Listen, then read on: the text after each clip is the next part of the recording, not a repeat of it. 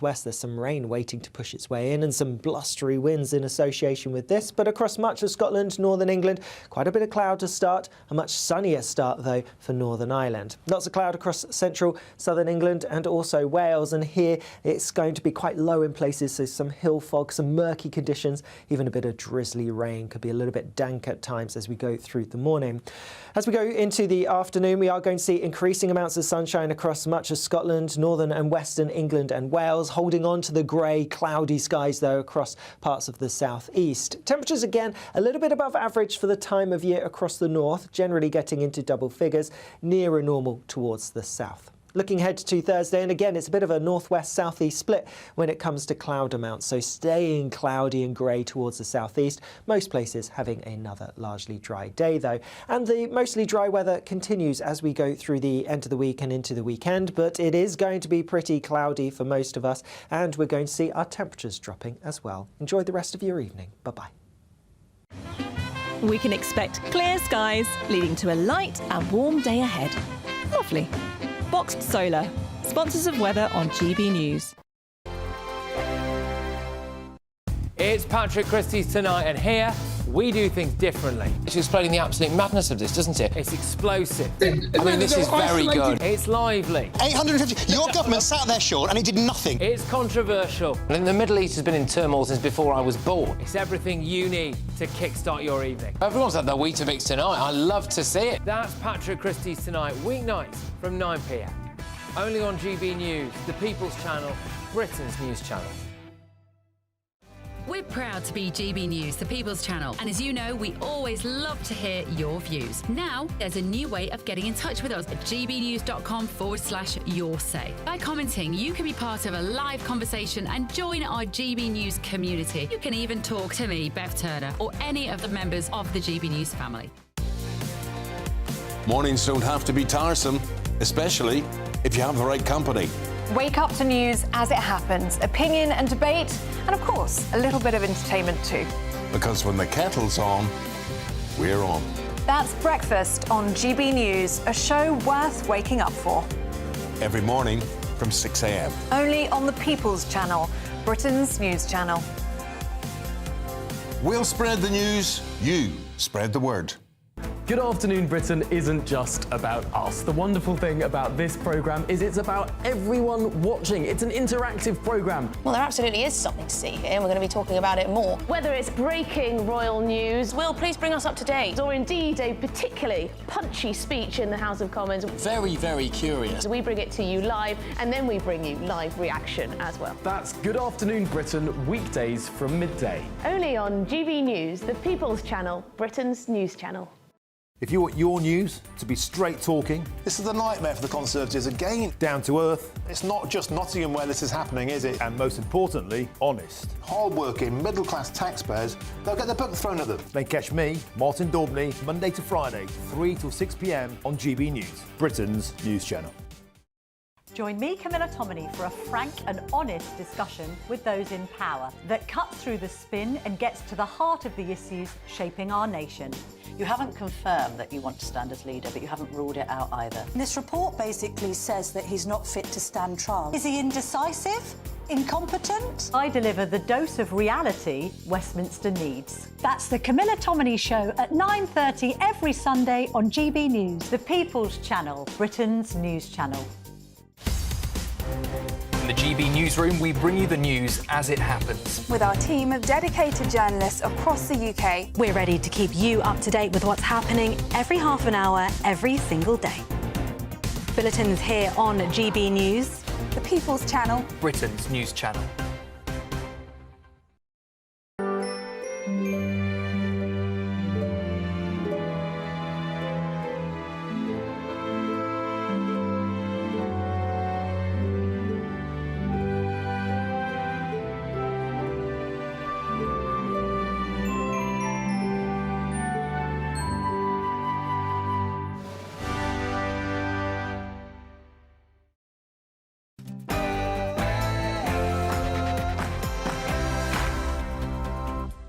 Hello, a very good morning to you on this Wednesday morning, halfway through the week, and the Prime Minister is hit by another resignation. After days of pressures, the Treasury Minister Tulip Siddiq quits over links to Bangladesh corruption. Well, it might be all smiles on the front bench, but the pressure is still piling on Rachel Reeves, especially with inflation figures due out at 7 o'clock this morning. We'll bring you to those live. We'll also be speaking to Chief Secretary to the Treasury, Darren Jones, at 6:45. Relief in remission. The Princess of Wales shares an uplifting cancer update as she becomes the new patron of the hospital she received her treatment in. Roads in crises. The cost of pothole damage hits a record high. So how does the Prime Minister want to solve the problem? AI isn't something locked away behind the walls of blue-chip companies. It can spot potholes quicker. Another blow for farmers.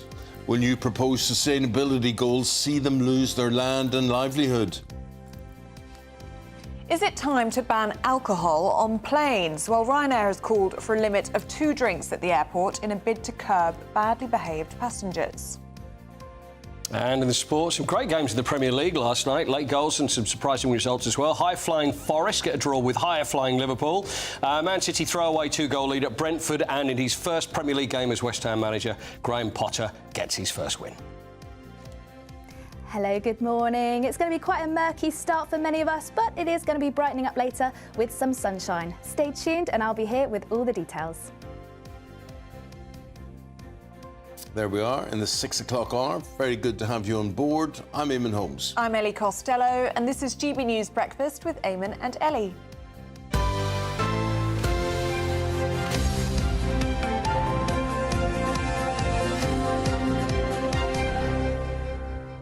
Now, were you told to clean your plate before you got down from the table as a child? Not clean it, clear it. Clear it. Yeah, Finish clean it was a different thing. Clean Plate Club, join the Clean Plate Club.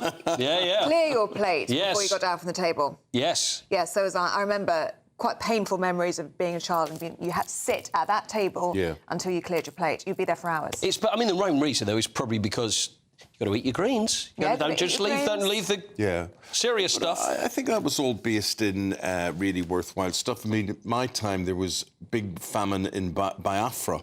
And we were always told to think of starving children around the world, and particularly in Africa. Yeah. And that was a sort of onus and obligation where you would feel bad having seen the children on television and images of them. You would think, well, you know, you've got the opportunity to eat this, they don't. But did it work? Did it work for you? Yeah. It did the job. Yeah. Well, for generations, people have been told they have to clear their plate before leaving the table. But now, experts are saying that this may be in part fueling the obesity crisis. Yeah. 37% of parents are overfeeding their children by making them eat everything on their plate. Well, I'm sure there's truth in that. But the other thing is, if I look back, Paul, I don't know about you, but when I look back to being, you know, a 6 or 7 or 8-year-old, you may not have liked what was on your plate, but it was good quality stuff. You know, so it was potatoes, meat, vegetables. That's what you were dealing with. I mean, the rubbish we are served today, and you know, these companies get away with feeding this rubbish out to us and out to families. It's convenience food, and it's not nutritionally worthwhile, really. But did you ever have... I used to have hearts. My mum used to make... I mean, it seems bizarre. And I don't know what Ellie would think about that. I used to have a heart. It used to be going like... But she would cook that. It was always a bit tough. Well, I was never a big fan of that. The heart... we would have boil the heart in a massive pot, and so the heart was massive. So you had a cow's heart. We probably had a sheep's heart. Yeah, it was a big old heart. Definitely a cow's heart. It was a great big... Really? Massive thing, yeah. Really? Yeah. My parents are vegetarian. Right, so never had to deal with any of this. So you never had to deal with any of that? Thankfully. I'm not vegetarian now, so it clearly didn't work very well on me. But were you ever told to sit down and eat something and it put you off for life? Because, you know, when people get, I can't drink this anymore because we're no good, it works with food too, so is there anything that you won't eat now because you were made to eat it? When I was young, we would have tripe, we would have kidneys, we would have liver... all this awful stuff, the heart. Sounds awful, yeah. It sounds awful. And I can't say I queue up to have that. One thing I remember in particular was we used to be served every Sunday with our Sunday lunch buttermilk. And I couldn't... That sounds quite nice. It sounds nicer than maybe... Like buttermilk chicken. Have you tasted buttermilk? No. Well, I couldn't take... Or is it like an oily milk? Yeah. I couldn't take a glass of it, no. You know, pork pie with the jelly. Yeah. I used to, when I have school dinners, I remember walking out. I always hated school dinners. I was always one of these. I was a fussy kid when it came to food.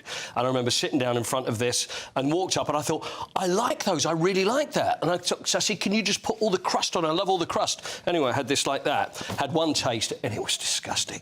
So I was made to sit in throughout the whole of lunch. And they say, you're not going anywhere until you've eaten it. I was sitting there going, I don't want it. And you'd be there for hours. So I can't even look at a pork pie now. Even now, can't even touch it. I do. From school dinners, though, I used to rejoice in getting apple crumble and ice cream. Or ice cream. Ice cream. Yeah, I mean, I like the hot and cold mix, yeah. Yeah. Well, now the advice is you just say to children, you eat until you're full. Right. And then you can leave the table. OK. None of this clearing your plate anymore. That's what nutritionists say. 1 in 10 children are turning up to primary school. I don't think it's how much they eat. I think it's what you give them to eat. Yeah, how much you delivered. Snacking. Yeah. And snacking. Yeah. Which apparently lots of children are doing. 88% of children snacking between meals. And that will be junk, won't it? It'll be sweets. Yeah, it's not going to be... Well, even if it's a little bit of pork pie, I ain't touching it. It won't be food. I'll sit at the table. Let us know, are you telling your children to clear their plates still? gbnews.com/you'll say. What about clearing the government? What's going on there? Another day, more turmoil for the Prime Minister. Yes, the Treasury Minister, Tulip Siddiq, has become the second member of government to resign in just 2 months. Writing to the Prime Minister, she says she didn't breach the ministerial code, but felt she was becoming a distraction. Well, attention now turns to the economy as the Chancellor signals she may need an emergency budget as soon as March to get borrowing under control. Let's get more on this with the political editor of The Spectator, Katie Balls. Katie, good morning to you. Good morning. Katie, the thing is, though, she has been investigated and she hasn't been found guilty of anything.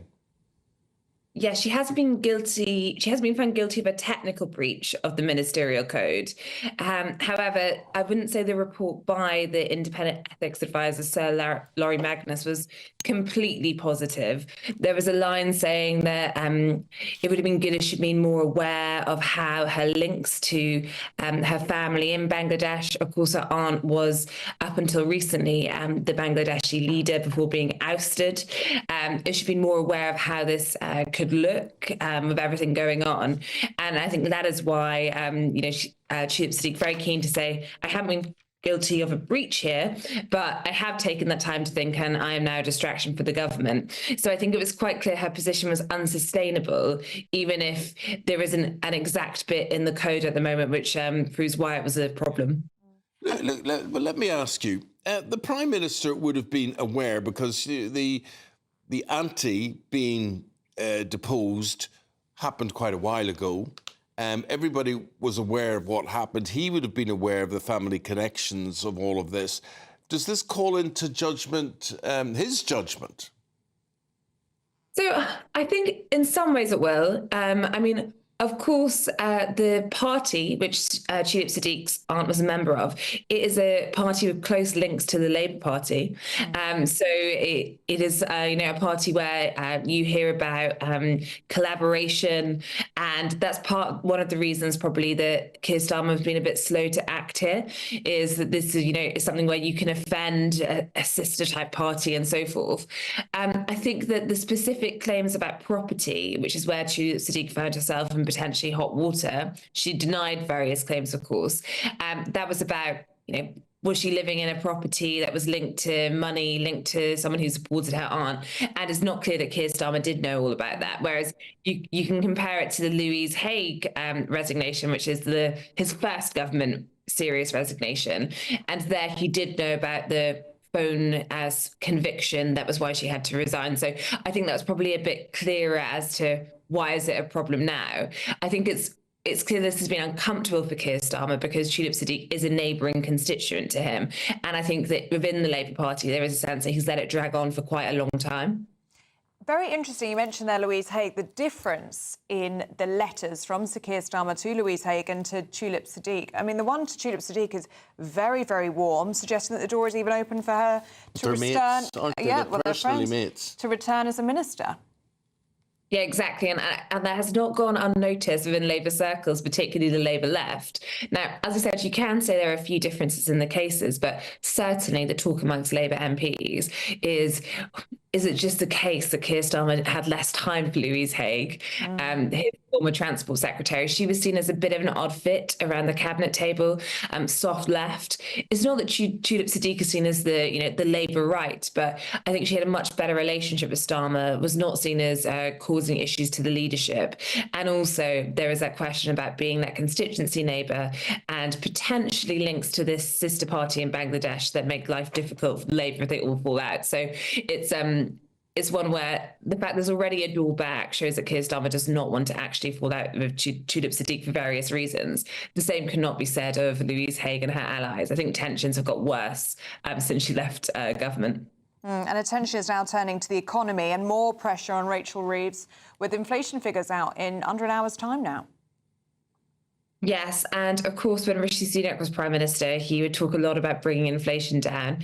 And I think it was probably one of the very few of his 5 priorities that he had something to point to on, but he didn't get much credit for it. But now what we're seeing is the con, where it is not going the right way. And we'll see what the figures say today. But certainly, I think the fact that inflation so far since Labour have come in has proved stickier than was predicted a little while ago, combined with pretty anemic growth forecasts, the rise in borrowing costs, the bond market nerves earlier this year is looking pretty bleak for the Chancellor and therefore the government when it comes to their prospects on spending, tax and so forth. So they do need some signs that their plan is perhaps not even working, but just not making things worse. Yeah, but I think what you're talking about there is if we can relate or pin events in the budget to inflation now, then this looks really bad for her. But that's the key, isn't it? Would there be anything in the budget that is going to reflect itself in the inflation figures?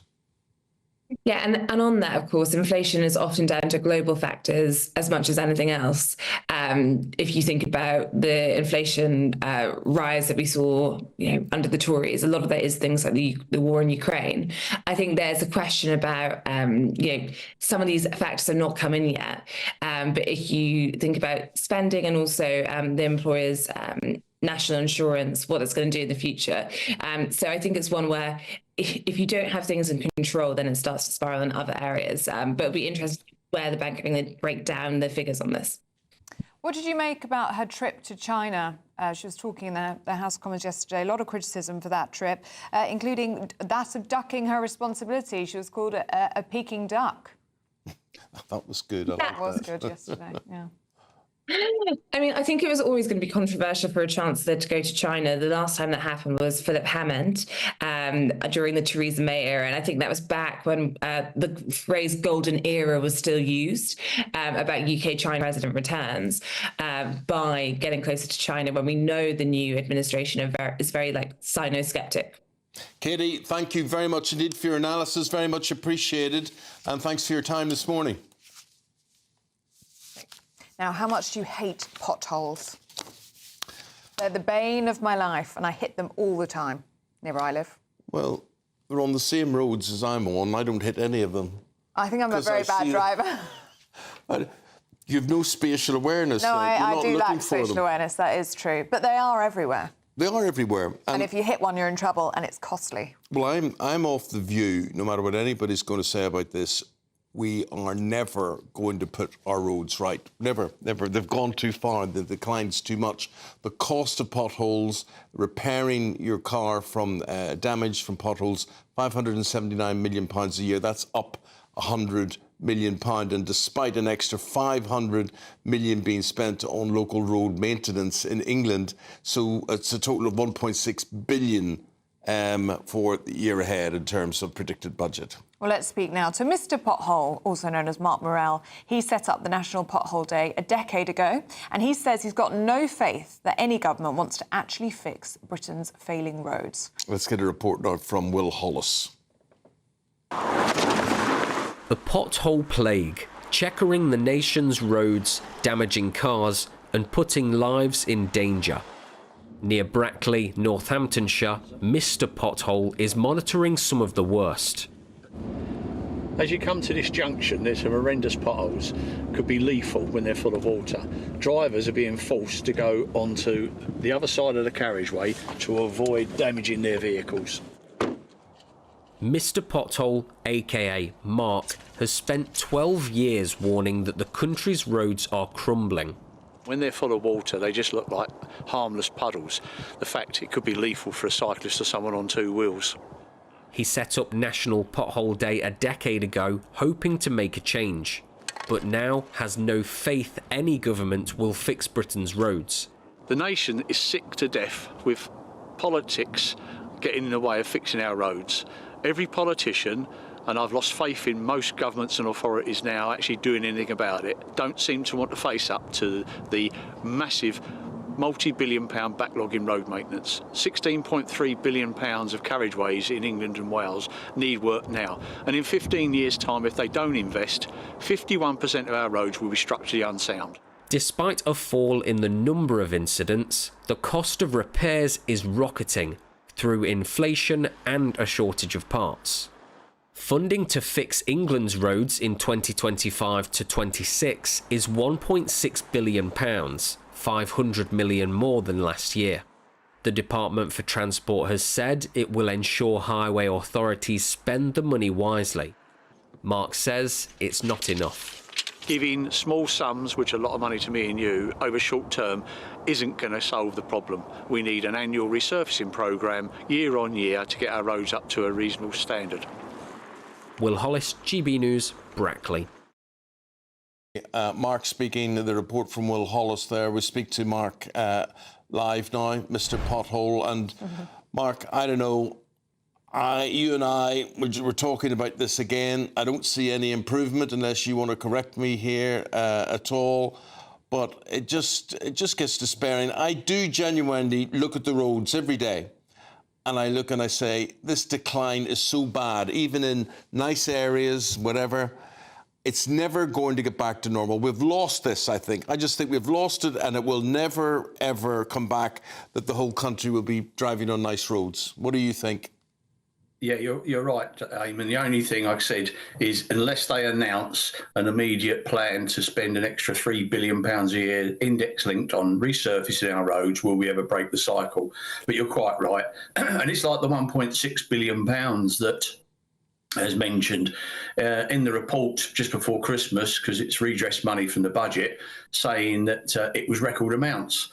Well, not the year before that, it was £1.73 billion, and in 2021 it was £1.78 billion, but the roads got worse in one of those years by £2.2 billion in terms of backlog. So it's all smoke and mirrors, got no faith in them. They all want to know about it, particularly when in opposition. I mean, they like talking to me a bit more then. When they get in power, it goes very quiet, I've got no faith in them doing anything about it. But it's costing the economy, badly maintained roads, £14.4 billion a year. So, you know, on an economic model, it would pay to put that extra £3 billion in a year, because after 10 years, you'd be saving £7.2 billion. I mean, I do struggle with the people in charge in this country now to make any sensible decisions about anything. I agree, mate, and I think whoever's got the budget for the roads, they'll not increase it. They'll not do anything about it, because the money can always be spent somewhere else. There's so much demand on money everywhere. And one of the things that people like you and I look at is how they repair these roads. I was looking there just at the footage we were showing, and there was a manhole cover that looked as if it was about 1 foot under the road surface. So in other words, they put the road surface over the manhole cover and not levelled the manhole cover.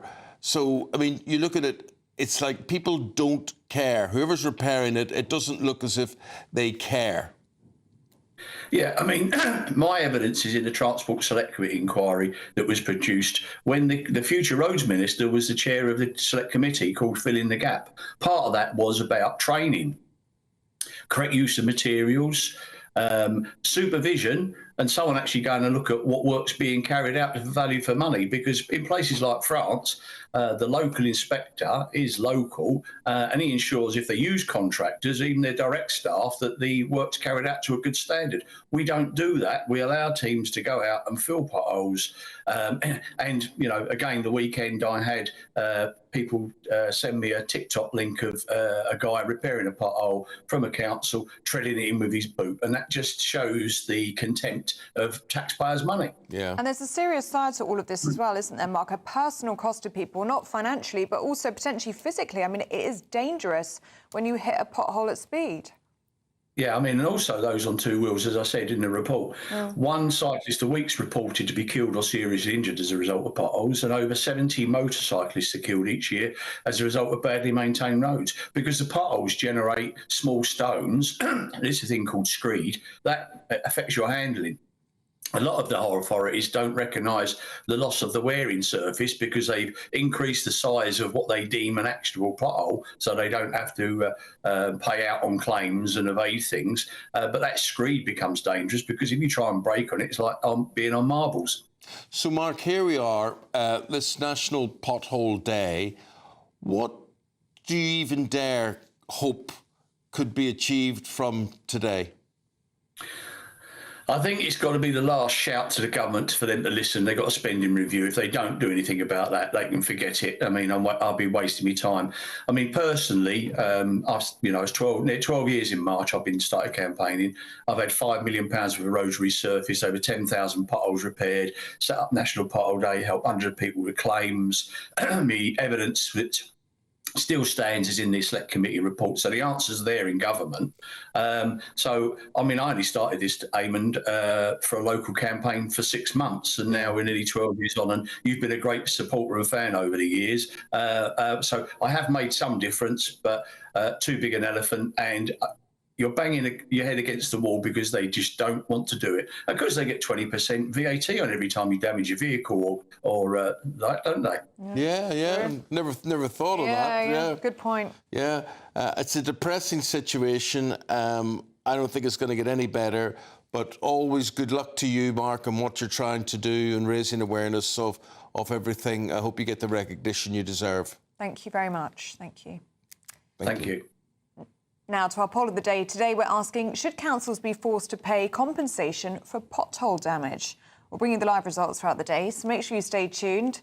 As always, the final result will be announced later in Martin Daubney's show. And if you want to get involved, just head to gbnews.com/poll, or you can scan the QR code on your screen now. So there's something I didn't know. You're telling me that if your car's damaged, they don't pay compensation?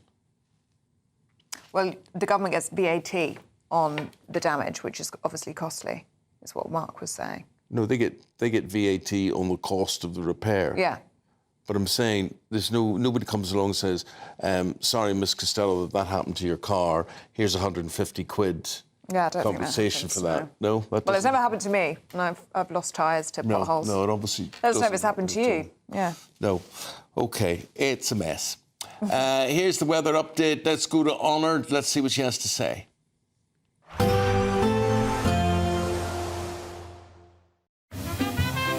Heavy showers first thing will be followed by a warm, cosy day. Boxed Boilers, sponsors of weather on GB News. Hello, good morning. Welcome to your GB News weather update from the Met Office. Quite a cloudy start for many of us, likely to see some fog in places, but it is going to brighten up across many northern areas. But in the northwest, this is where it's going to be particularly breezy. We'll also see some cloud starting to feed in here, also some outbreaks of rain and drizzle just starting to creep into the far north of Scotland. But as I say, plenty of sunshine likely across parts of Northern Ireland, Scotland, also northern parts of England and Wales. But that cloud likely to stick around across parts of the south and southeast, where it could be quite low and murky at times. Temperatures widely above average for the time of year, particularly in the northwest where it's going to be particularly mild, but perhaps feeling just a touch cooler across the southeast under those cloudier skies. To end the day then, once again, still plenty of cloud in the northwest of Scotland. Those outbreaks of rain and drizzle starting to move slightly further inland here, but elsewhere there should be plenty of clear spells to end the day. Fairly similar across Northern Ireland, northern parts of England, perhaps some patchy cloud, but once again there should be plenty of clear spells here. Once again, that cloud likely to linger across the far south and southeast, but a few clearer spells developing across parts of Wales to end the day. Then through the course of the night, we'll see fairly similar conditions. Once again, a fair amount of low cloud, particularly across parts of England and Wales, likely to see some frost in places. But where we see those clearer skies, likely to further north, that's where it's going to turn chillier here, likely to see a few patches of frost through the early hours of Thursday. So a chilly night under clearer skies, but under that cloud staying fairly mild overnight too, particularly in the northwest. Then through Thursday, once again, lots of cloud around to start the day. Similarly, across the south and southeast, lots of low cloud, murky conditions, even some fog in places. Once again, brightening up across parts of the north, seeing plenty of sunshine here, also to the lee of high ground, and still fairly mild for the time of year. But across the south and southeast, temperatures returning to around average for the time of year. Bye-bye. Expect a warm front, moving from the kitchen right through to the rest of the house. Boxed Boilers, sponsors of weather on GB News. We've got Paul Coyte. He's got the sport, big Premier League games last night. He'll go through all of those next. Good Afternoon Britain isn't just about us. The wonderful thing about this programme is it's about everyone watching. It's an interactive programme. Well, there absolutely is something to see here, and we're going to be talking about it more. Whether it's breaking royal news, Will, please bring us up to date. or indeed a particularly punchy speech in the House of Commons, Very, very curious. we bring it to you live, and then we bring you live reaction as well. That's Good Afternoon Britain, weekdays from midday. Only on GB News, the People's Channel, Britain's news channel. Sunday with Michael Portillo from 11, only on GB News. Estelle, welcome to the show. Thank you. This was thought to be a Ruskin. Ruskin was a very considerable polymath, an artist as well as many other things. So do you know why it was submitted for reappraisal? Was there a bit of a suspicion that it had been misidentified? No, as you say, you know, it's a service that Christie's offer. You can submit an artwork that you have, so anyone can submit it and request an estimate, and then the auction house's appraisal service allows you space as well to describe it and ask for evaluation. And Christie's sort of looked at it behind the sheet of dirty old glass and recognised a sort of Turner-esque mood and feel and ambience about it. And because there was this close relationship between Ruskin and Turner, which is fascinating, we'll come on to that shortly, but they sort of felt, well, the brushstrokes are very strong, the line is very economic, and the colour of the palette seems to be rather Turner-esque. And then they called in a specialist paper historian who confirmed that actually the paper that was used was one that Turner favoured himself. So yes, it was originally considered to be by Ruskin, but then we discovered something more magnificent. And don't forget, what's really interesting, now it's for sale. The lucky buyer is not just buying a picture. The lucky buyer is buying a life story, a relationship that actually changed the course of art history because of the relationship between Ruskin and Turner themselves. GB News, the People's Channel.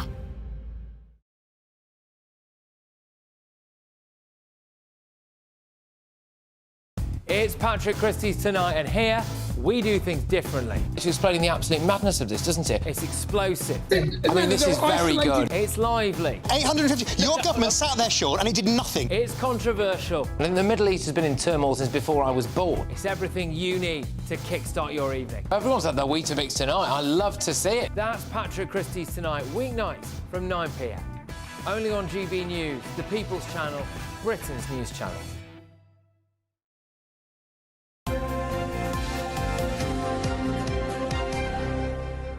Morning, Paul. So, Forest Liverpool last night was the big game. It was 1-1. It ended up. I think it was a really good game. It was a real again an equaliser. Yeah, it was, and like I keep saying, it's like a throwback to the 1970s. Forest against Liverpool. It seemed like that as well during the game. So Forest scored early after 8 minutes. So Chris Wood scored, which is his 13th this season, and they just look so good. Forest. It's just trying to work out how all of a sudden everything comes together, but they're looking terrific. Liverpool had most of the possession in the game, but suits Forest. It doesn't really mean anything. So when you go, they had all the possession, so therefore they were the better team, it's the way Forest play. They're happy to soak that up, and Slot then made some changes because they just couldn't score. 2 defenders on, two defenders off, 2 forwards on. So Robertson Canati made way for Jota and Tsimikas. 22 seconds later, they get the equaliser.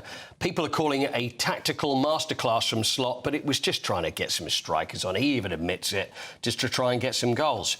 But our friend, the Nottingham Forest manager, Nuno Holy Ghost. What? Nuno Holy Ghost, right? Yes, Nuno Holy Ghost. Nuno Espirito Santo. Nuno Holy Ghost. He was asked, because let's face it, Nottingham Forest are in a Premier League race, aren't they? They're in a title race. So he was asked about what he thought about that. Nuno. We are competing very well. I keep insisting, and this is the approach and the mentality of the squad.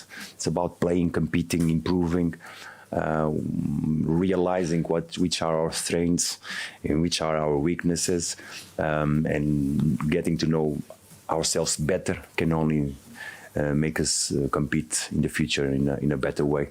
You know what I think about the table. For now, it's not important. It's what and how we're going to prepare against Southampton. He won't say anything about it. He keeps being asked. They could be facing Champions League football next year. Yeah, why not? Absolutely. Why not? It continues. You don't see any signs of it. We're looking at relegation last year. Yeah, and they said that we've got to get to 40 points. We've got to try and get to 40 points. So they're on 41 now. So they're celebrating because the fact they're safe, they're not going to be relegated. But who knows how far it could go? Who knows? No. The other games last night was a draw between Brentford and Manchester City. Chelsea and Bournemouth, the 2-2 draw as well. Correct. And West Ham under Graham Potter, first game, first win, 3-2 over Fulham. Fulham not easy to beat. Well, you know what? I had a complaint. And is this the time I feel like Barry took on points of view? Yes. I've had a complaint, and this is from Mandy Church. Mandy, Coity, you never give Fulham FC a mention, save for when they're playing. For you mention that it's Potter's first match at West Ham, and that's the only reason you mention Fulham. Give us a break, please, from Mandy. So, Mandy, there's Fulham. Lost to West Ham. What do you want me to say? They were probably the better side, weren't they, Mandy? But anyway, but West Ham won last night. Who have we got and what have we got tonight? There's some huge... Well, Spurs are playing Arsenal tonight. So you're going. If you know I'm a little shaky, if I'm a little nervous today, that'll be the reason. So that's 8 a late o'clock. night tonight. It's going to be a late night, so that's at the Emirates tonight. Other games, Leicester playing Crystal Palace, Newcastle against Wolves, Everton against Aston Villa. Also, I should mention that Man City, they paid... Brentford paid a very nice tribute to Tony Book, who passed away. Former captain. Former captain. I had no idea. I mean, he's 90. He passed away at 90. I think he was 90 when he was playing. He did look quite old, didn't he? He always looked senior, but, you know, what amazing. Guy, 90 years of age. Did you know that when because he played for Man City between the ages of 32 and 39... So when he won stuff, you know, they did really well, but he always looked old because he was older than the others. But Malcolm Allison, who was the manager at the time, he brought him in and actually lied to the board and said, he's 28. And he's actually 30. So, and he didn't actually play until he was 32. And then, obviously, managed, I say obviously, for those that remember, managed the club as well. 1976, where they won the League Cup. That's where I remember him, when he was the manager. But a true City legend, and I'm sure they'll be paying tribute to him at the weekend. Absolutely. Quick one about Falconer. Yes. At Lazio. Falconer, I mean, I'm not snub the name. I think you're swearing at me for a minute. Yes. Yeah. This is Juan Barnabi, and he's been sacked as the Falconer at Lazio. Now, at Lazio, they have the eagle, like Crystal Palace have, So anyway, and they have this huge eagle, real eagle, and he is the falconer. So the eagle flies down onto the pitch and symbolises, there we are, that's him, and it looks like a fake eagle, but that is actually the eagle. It's a big so boy, anyway, that one, isn't it? He has been, well, you wait when you hear that phrase that you've just used, aware of the shared pain and the loss of the eagle will cause to fans. So the reason he has been fired is because he was sharing videos online of a prosthetic implant that he had done.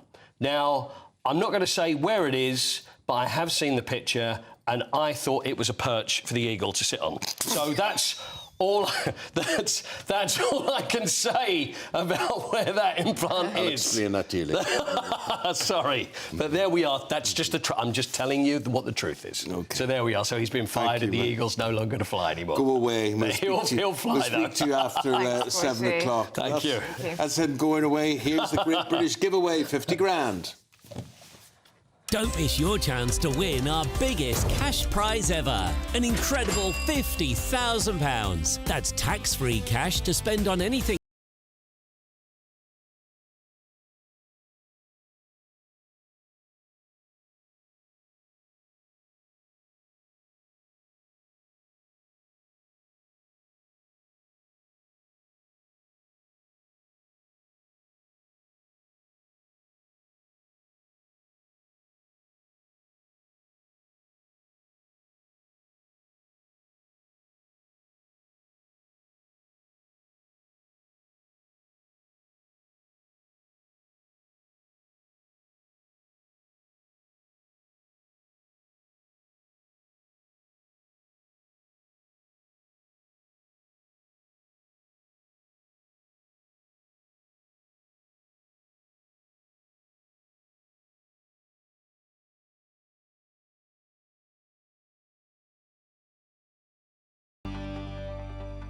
Right, OK.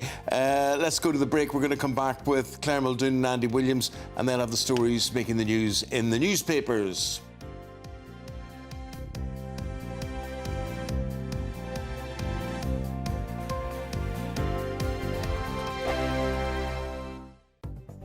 The latest GB News travel. Good morning, I'm Russell Holding. In West Yorkshire, the A658 is closed in both directions along Harrogate Road at Eccles Hill in Bradford after an accident. On the M1 in South Yorkshire, the northbound entry slip road is closed at junction 36 south of Barnsley after an accident.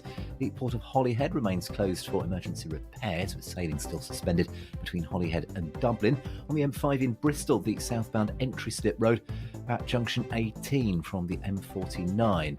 The Avonmouth Spur is partly blocked by an accident. There's a reduced rail service this morning between Tring and Euston Station in London because of a points failure.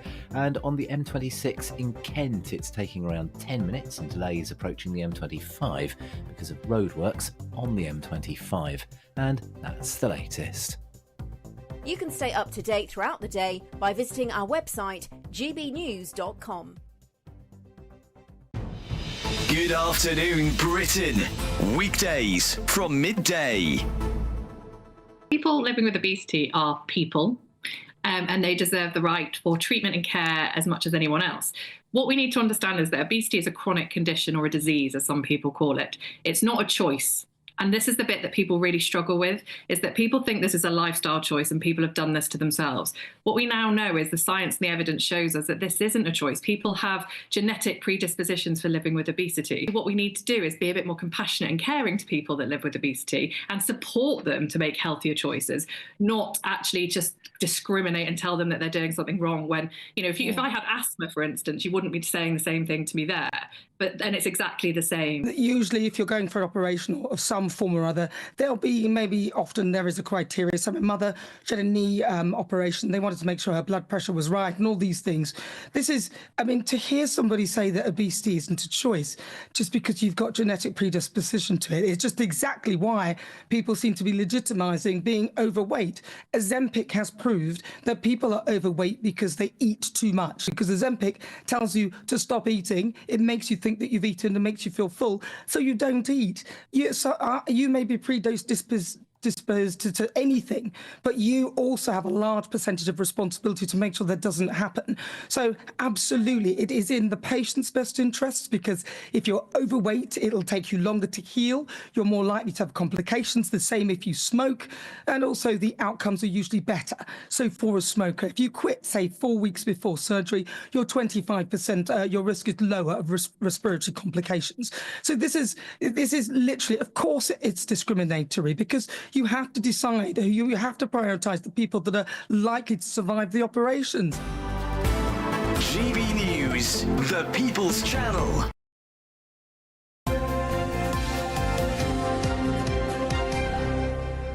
Claire Muldoon and Andy Williams here. They've been looking through the newspapers and stories jumping out what they want to talk about. And over many of the front pages, Claire, is what is she? The Princess of Wales. Princess of Wales. And she went to Cancer Hospital yesterday. Tell us more. She went to the Royal Marsden, and indeed you're right, Eamonn, front of most of the papers today, unlike the past couple of weeks where the papers have been kind of torn a bit, actually, in what they're going to lead with. This one, though, is a really good message. It's Kate's relief at being in remission from cancer. She visited the Royal Marsden Hospital yesterday in Chelsea, where she was treated, actually, with chemotherapy for her as part of her cancer treatment. And she's now being made, I think William as well, her husband, has been made one of the patrons of the Royal Marsden, so it's all good news. Yeah. She met with a lot of patients and a lot of staff, and she kindly said to them, you know, thank you very much for walking quietly with William and I through our treatment. And it affects every one of us sitting here. I'm sure we have been affected by cancer indirectly, and it's a fact of life that we will walk with someone with cancer.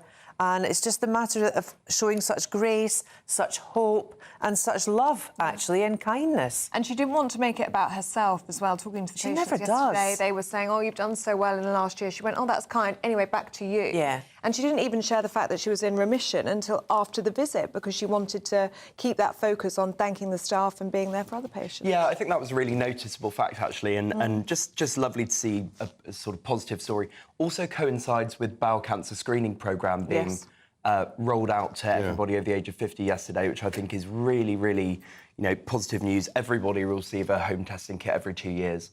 And I know that that being rolled out in recent years had a massive impact on, you know, getting people early diagnoses, and that's what we want to see.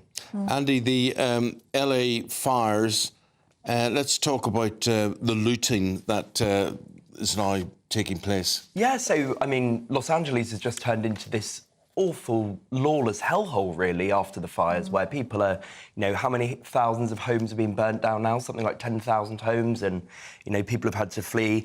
And what's left, really, because this is obviously a very wealthy neighbourhood, one of the most wealthy neighbourhoods in America, is people have been basically tourists turning up in Hollywood, looting the houses of celebrities. So people like Anthony Hopkins, Paris Hilton, Billy Crystal, many other very famous, very wealthy people have had their homes ravaged.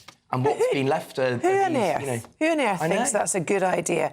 Who on earth is brought up to think, yes, that's what I'll do? In the time of national destruction, people losing their homes, people not knowing where they're going to go. But the thing is, Claire, the opportunism, nobody's monitoring it. If your alarm goes off, who cares? It's going off everywhere. So they have the opportunity of doing this. The opportunity is there, yeah, but who on earth would actually be a right mind, sound mind to go and do that? Wouldn't think of that. And think that's a good... You wouldn't think about it. Where I live in Surrey, right, all these plane loads of people come from Venezuela and Colombia and whatever. They land at Heathrow, they go in, they hit all the big houses that there is to hit. They leave all their loot in a warehouse, they're paid cash for it, and then they head back on the plane again before anybody even knows they're in the country. Gosh. That's a regular, organised thing. My goodness me. Yeah. And it's organised in Los Angeles as well. We've been seeing reports of people wearing firefighters' uniforms to get access to these houses. I mean, so there's some pre-thought there going on. Anyway, Andy, Claire, we're going to have to leave it there for a moment. We're going to go to a short break and then we'll be back with you. But first, let's have a look at the travel weather in Europe.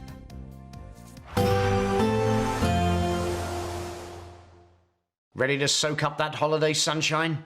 Won't we need some cover? No worries. All sorted. All Clear Travel Insurance sponsors GB News Travel Destinations Forecast.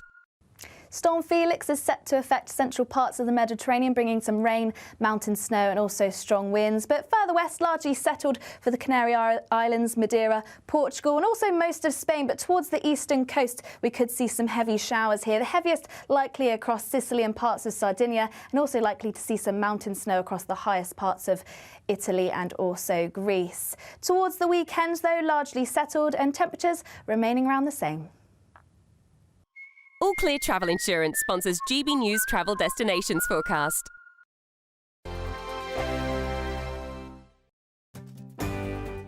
I'm Michael Portillo. This is GB News, the People's Channel, Britain's news channel. Lee Anderson's Real World, Fridays from 7 p.m. Aaron McLean, the goal machine here, used to play for Peterborough United. You bagged loads of goals for them back in the day. But I've got a bone to pick with you, young man. You scored at the City ground against Nottingham Forest for, was it Hull City? For Hull City, yeah. Why did you do that?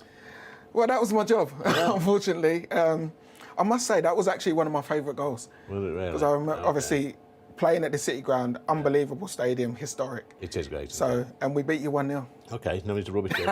These sports clubs, whether it's football or rugby or whatever, should offer two alternatives, either a professional footballer, or if you don't quite make it, you can still go and play football at a lower level, but have a career as well, maybe be an electrician or a plumber. 100%. You know, listen, I've had multiple conversations with various different people, whether it's the PFA or whether it's clubs. Even players who do have careers, you know, there's so many that don't make it and don't quite make it to the level or only play at a lower level. There's so many that do have long careers, but once you come to the end of that, you've spent, you know, for me, I spent 20 years as a professional footballer. Once I finished playing, what do you then do for the rest of your life?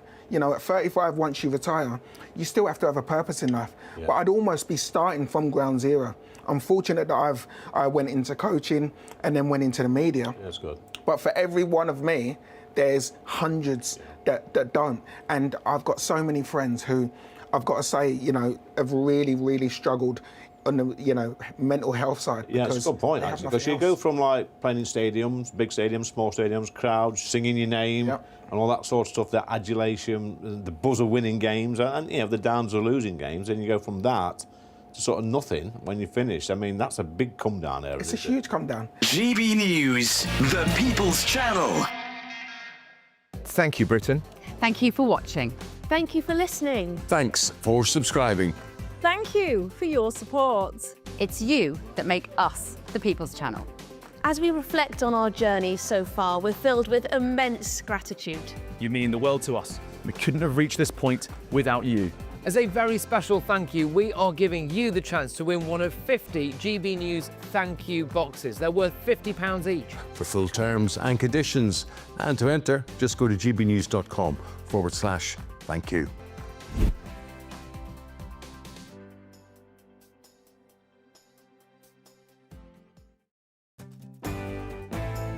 I'm Andrew Pearce. This is GB News, the People's Channel, Britain's news channel.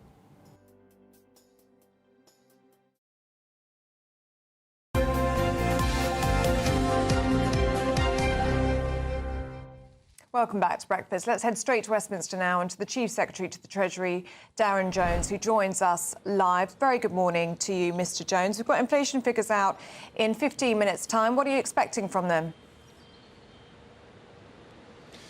Well, good morning. Just to say the inflation figures will be out about 7 a.m. This morning.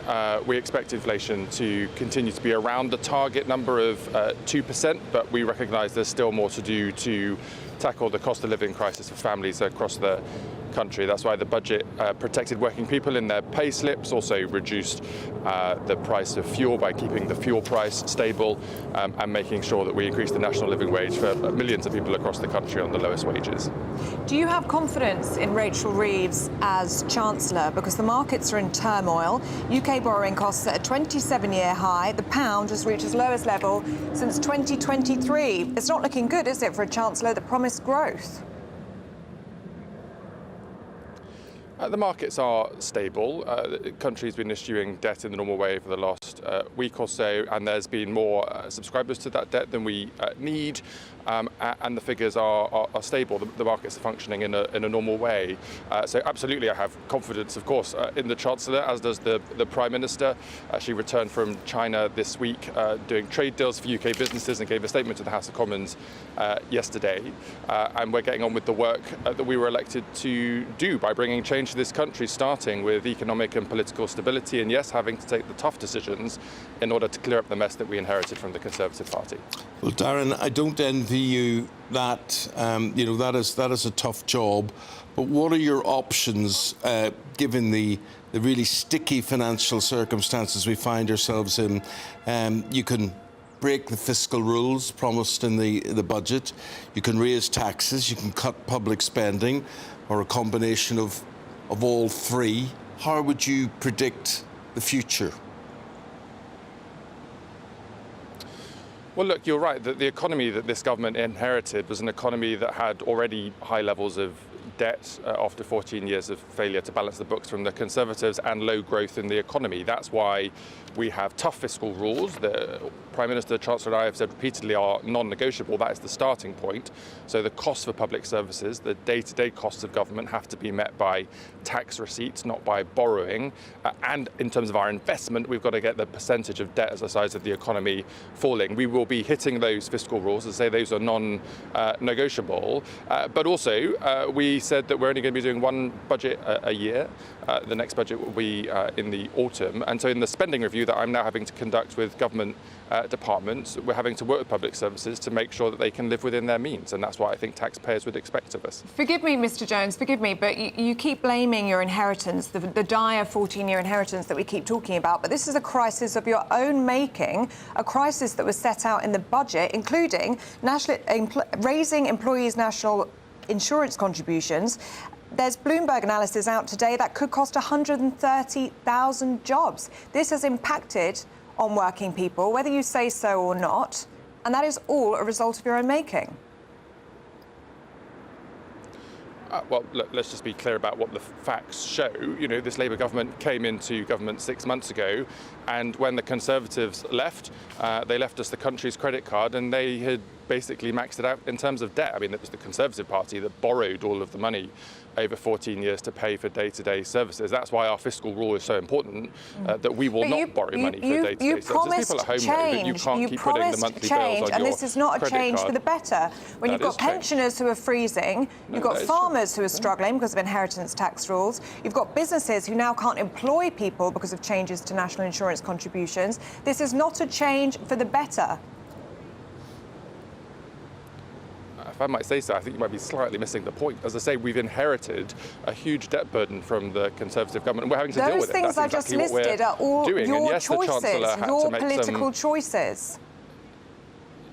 Yeah, and the question is why? Why did the Chancellor have to raise money from taxes on big business at the budget? It was because public services were in such a mess. And as Eamonn was saying, we had a choice at the budget last year. You could either have cut tens of billions of pounds from the NHS in order to make the numbers add up that we inherited from the Conservative Party, or you could have invested in the NHS, which everybody agrees, I think, is the right thing to do. But the Chancellor made the decision to protect working people, not to increase taxes on people's pay slips, because we're very conscious of the cost of living, and instead that's why we've had to ask bigger businesses to contribute more. But that was a budget that wiped the slate clean, that drew a line under what we inherited from the Conservatives, and we make no bones about the fact that we're now in government. It's our job to tidy that up, to make sure our fiscal rules are embedded across the way in which we run the economy, to continue to protect working people, and to make sure that we get growth in the economy, which is the #1 mission of this government. And will one budget a year be enough to do that? I mean, the way you were talking earlier, you were saying you promised one budget a year. Does that rule out emergency budgets, or you're confident that you will be able to get through on what you have done so far? Yes, there'll be one major fiscal event a year, another phrase for a budget. There'll be 2 other points before the budget. So on March the 26th, there'll be the spring statement, which is when the Chancellor will present the next forecast on the economy from the Independent Office for Budget Responsibility. And then in June, I'll be presenting the conclusion of the spending review, setting budgets for multiple years. And then we'll go into this year's budget in the autumn. Just very briefly. Tulip Siddiq, Anti-Corruption Minister, quit after being named in a corruption investigation. What do you have to say about that? Look, the Prime Minister set up a process for ministers if there was any suggestion of breaching the ministerial code. Tulip Siddiq followed that code. She was shown not to break the ministerial code, but she chose to leave government because of the attention her family connections are bringing on the government, and that was the right thing to do, and the process was followed properly. It calls into question Keir Starmer's judgment, though, doesn't it? Because all of those facts with the links to her family in Bangladesh, that was all in the public domain. Why did it have to go to this independent standard watchdog to find out what we already knew? Well, we saw under the last government that when the Prime Minister, for example, Boris Johnson, was taking all the decisions about ministers' behaviour, they didn't do what they needed to do. This is an independent process with an independent ministerial ethics advisor. That's the proper process that Keir Starmer set up, and that's the process that's been followed. Darren, we'll have to leave it there, and I should say the next time we book you at this time of the morning, we're going to give you a cigarette lighter. You're completely. It could be anybody standing there. I'm just taking your word for it that is actually you, but it's really dark, really dark. Promise. There you are, the Prince of Darkness. Thank you very much indeed, Darren Jones. Darren is the Chief Secretary to the Treasury. So busy times for him with the inflation figures due out just in about 5 minutes' time. Actually, we'll bring those to you live. Yeah, Claire and Andy, we've got 1 minute with you. What do you make of what was said there? Well, I think, I know people are bored of hearing it, but I think he's absolutely right. You know, the inheritance was terrible. Having said that, we know that from the budget, the employer national insurance increase has had a really damaging short-term impact. And I think now the Chancellor and Darren Jones are going to have to take steps to address that. Look, it's just ridiculous. There's no trust in the Treasury. There's no ability to add up in the Treasury. Neither him nor Rachel Reeves would get a job in Greggs with their lack of maths, with mathematical addition factors. It's horrific. They had 14 years in opposition, Andy. They knew what they were going to inherit. So they should have been putting plans in place. What would they have done? What should they have done? Well, they should have sat around the table and got brains together to find out what to do. I don't think taxing people, especially not small and medium enterprises, because that is killing the economy. We need growth. Where do they think the growth is coming from? The amount of hot air they're spewing? I don't... Come on. I think they had really difficult choices to make, Claire, so I do think... We all do, Andy. We all do because of them. We got to thank you for that. We'll speak to you again in 45 minutes' time, and we'll speak to you again after this short break. The latest GB News travel. Good morning, I'm Russell Holding. In West Yorkshire, the A658 is closed in both directions along Harrogate Road at Eccles Hill in Bradford after an accident. The port of Holyhead remains closed for emergency repairs, with sailing suspended between Holyhead and Dublin. On the M5 in Bristol, the southbound entry slip road at junction 18 from the M49. The Avonmouth Spur is partly blocked by an accident. There's a reduced London North Western rail service between Tring and Euston Station in London because of a points failure. London Overground services aren't running between Stratford and Gospel Oak, with severe delays between Gospel Oak and Richmond because of a faulty train. And on the M26 in Kent, it's taking around 10 minutes. And delays approaching the M25 because of roadworks on the M25. And that's the latest. You can stay up to date throughout the day by visiting our website, gbnews.com. Don't miss your chance.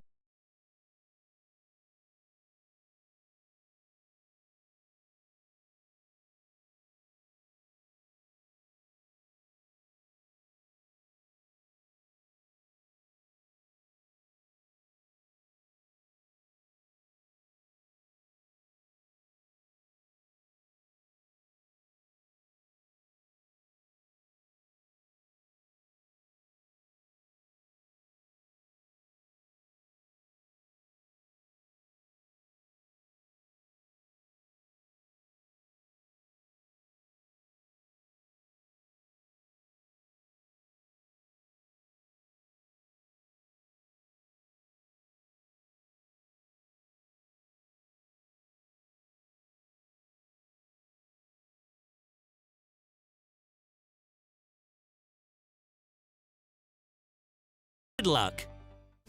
This is Britain's Newsroom, where your voice matters. It's just astonishing. With expert analysis and honest opinion, we don't just keep you informed. We bring you unique perspectives you won't see anywhere else. Can't argue with any of that. When the news happens, It happens here.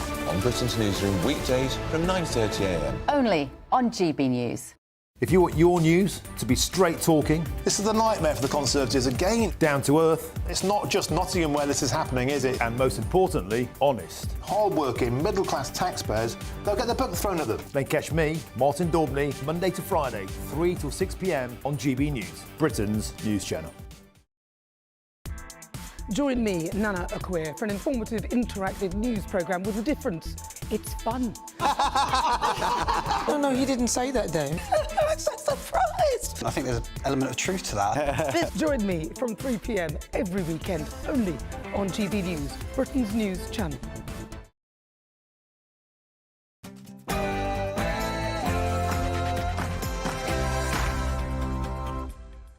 Good morning. The Prime Minister hit by another resignation. Yes, after days of pressures, Treasury Minister Tulip Siddiq quits over links to Bangladesh corruption. Well, it might all be smiles on the front bench, but the pressure is still piling on Rachel Reeves.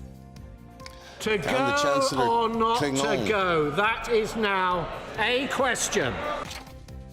So can the Chancellor cling on? That is the question we'll be putting to the Shadow Chancellor, Mel Stride, 7:30. Inflation fears. Any moment now we'll have those inflation numbers from the Bank of England. Relief in remission. The Princess of Wales shares an uplifting cancer update as she becomes the new patron of the hospital she received her treatment in. Britain's roads in crisis. The cost of pothole damage hits a record high. So how does the Prime Minister want to solve the problem? AI isn't something locked away behind the walls of blue-chip companies. It can spot potholes quicker.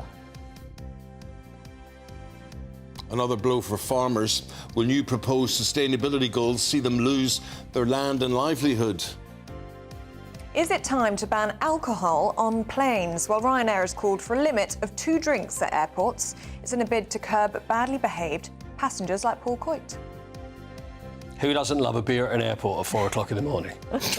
And in the sport, Nottingham Forest go second in the Premier League after drawing with leaders Liverpool. Arsenal can leapfrog them if they beat Spurs in the North London derby. And Manchester City throw away a 2-goal lead at Brentford. By the way, Carlos Alcaraz wins in the Australian Open wearing his vest. Hello, good morning. It's going to be quite a murky start for many of us, but it is going to be brightening up later with some sunshine. Stay tuned and I'll be here with all the details. It's just gone 7 o'clock. I'm Ellie Costello. And I'm Eamonn Holmes. This is GB News Breakfast.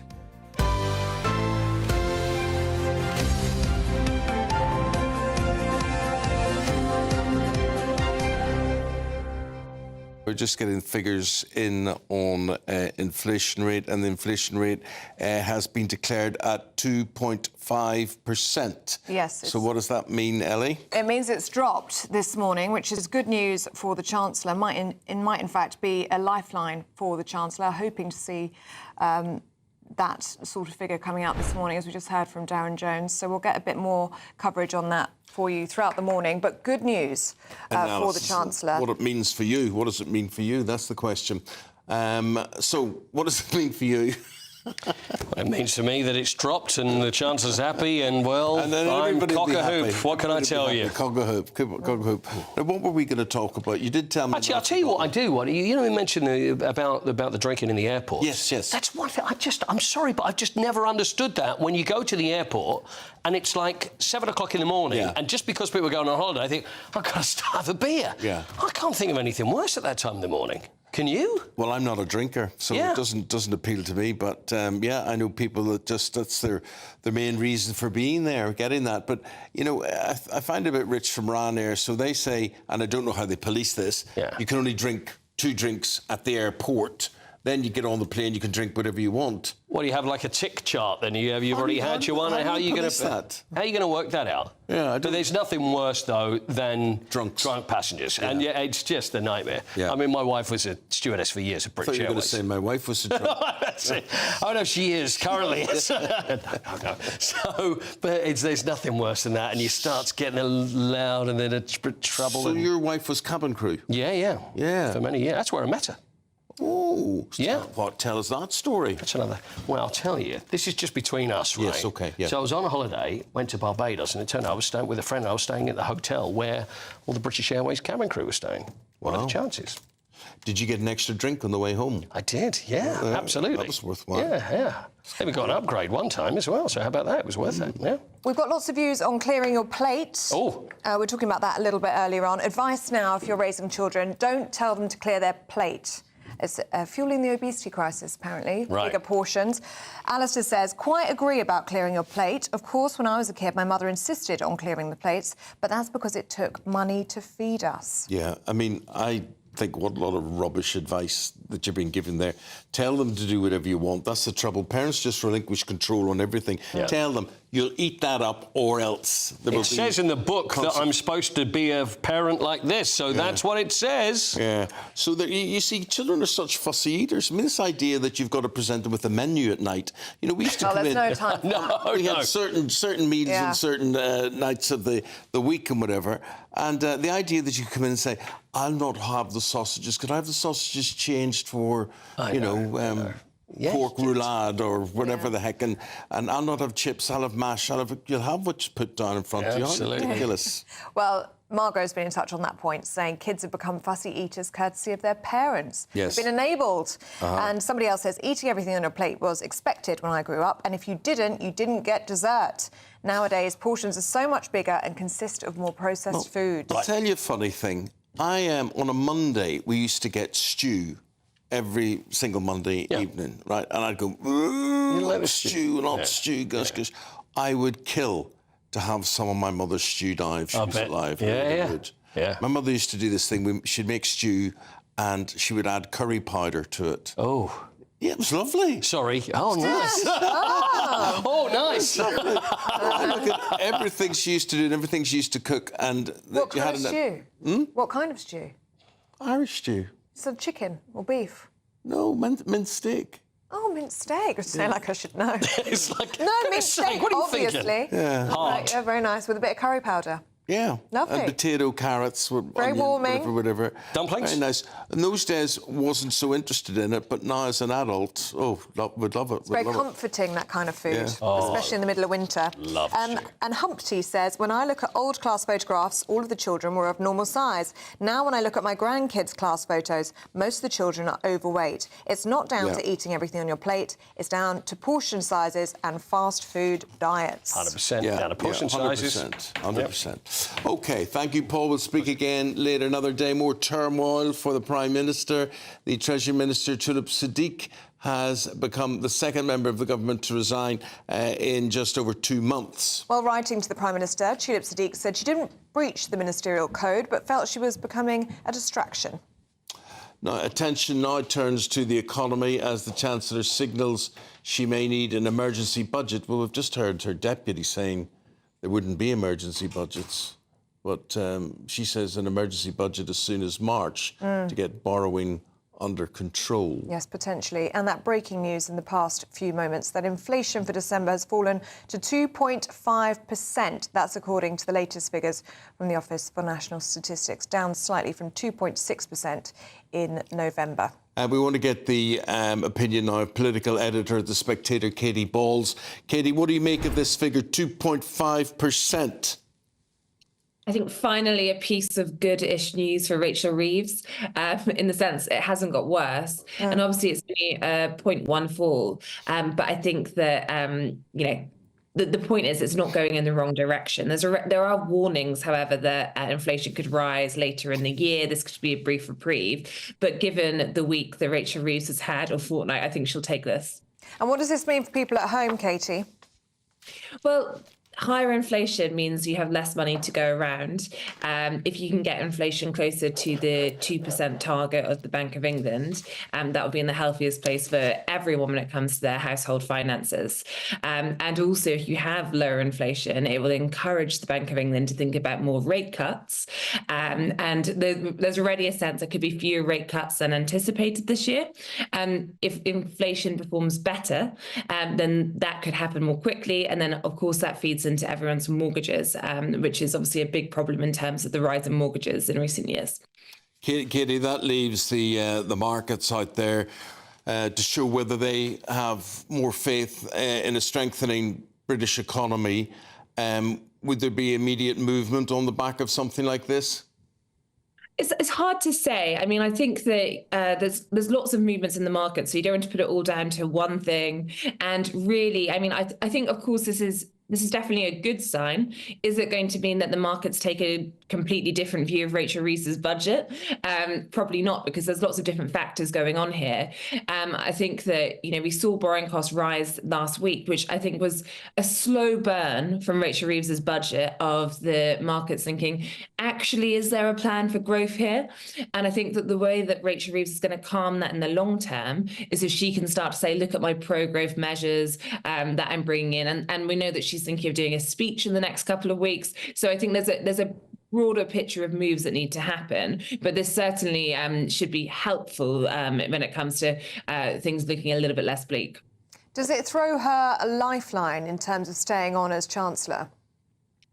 I suppose it depends whether you think Rachel Reeves is about to be ousted as Chancellor. I mean, it probably throws her a lifeline in the sense that, her day, her week, her look around has not got worse. I don't think, because you enter in a situation where everything is so sensitive in terms of the markets, the economy of the Chancellor, ousting a Chancellor abruptly risks having a negative market reaction in of itself. But I think the problem for Rachel Reeves is you look ahead to what you were talking about, March, where she's meant to be giving this spring update. And that's a really important date for Rachel Reeves, because she'd said she wasn't going to do any tax spend changes. This was just going to be a little update. But that's when the OBR will come back with their growth forecast. If it looks pretty bad, if she doesn't have headroom, if she's behind schedule, that's when she might have to take some quite drastic action, spending cuts potentially. And I think that's when the temperature will really start to rise on whether she was performing the demands of the job in the way that she should be. Katie Ball, thank you very much indeed for your take on things. We'll leave it there. And with the time at 11 minutes past 7, we'll have a look at some of the other stories coming into the newsroom on this Wednesday morning. And South Korean authorities have arrested the impeached President Yoon Suk-yeol. His arrest, the first ever for an incumbent South Korean president, was over insurrection allegations after he declared martial law back in December. More than 3,000 police officers arrived to arrest him as Yoon submitted himself to questioning in a bid to avoid any violence. He claims his arrest is legal. Hopes are rising for a ceasefire in Gaza as Israel and Hamas edge closer to a deal. American and Israeli sources suggest an agreement has been reached to halt the war and exchange prisoners. If finalised, it would mark the most significant breakthrough since fighting began in October 2023. The Oscars are at risk of being cancelled for the first time in 96 years. It's due to the wildfires in Los Angeles. The official Academy Award Committee are said to be monitoring the situation daily, but there are concerns it could be held in bad taste following the deaths of a number of people and the thousands that have been made homeless in the host city.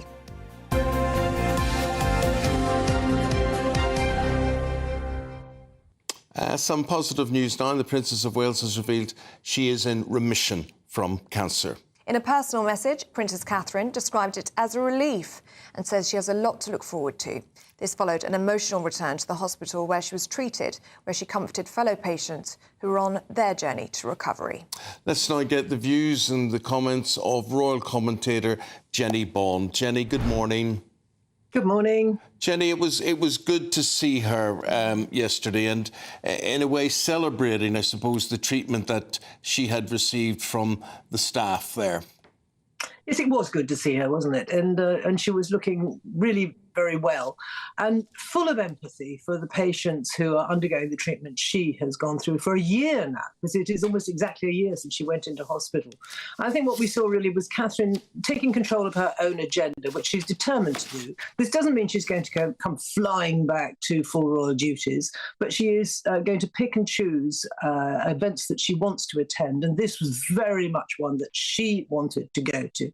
She's becoming joint patron with William of the hospital, which treated her. And she's had so many very interesting things, I think, when she was there. She said, you know, to go in the front door was really rather lovely, where she had made so many private, quiet visits.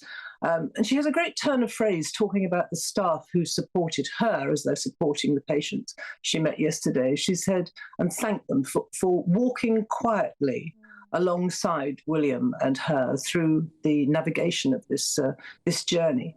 And that's really what she wanted to do, I think, thank the staff and be there for people who are going on this journey that she's been on.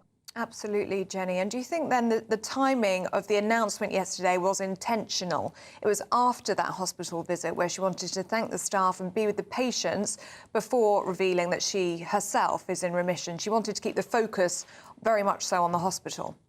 Exactly that, yes, and I think she succeeded very well. And she let slip quite a lot about her feelings as she's gone through the last few months.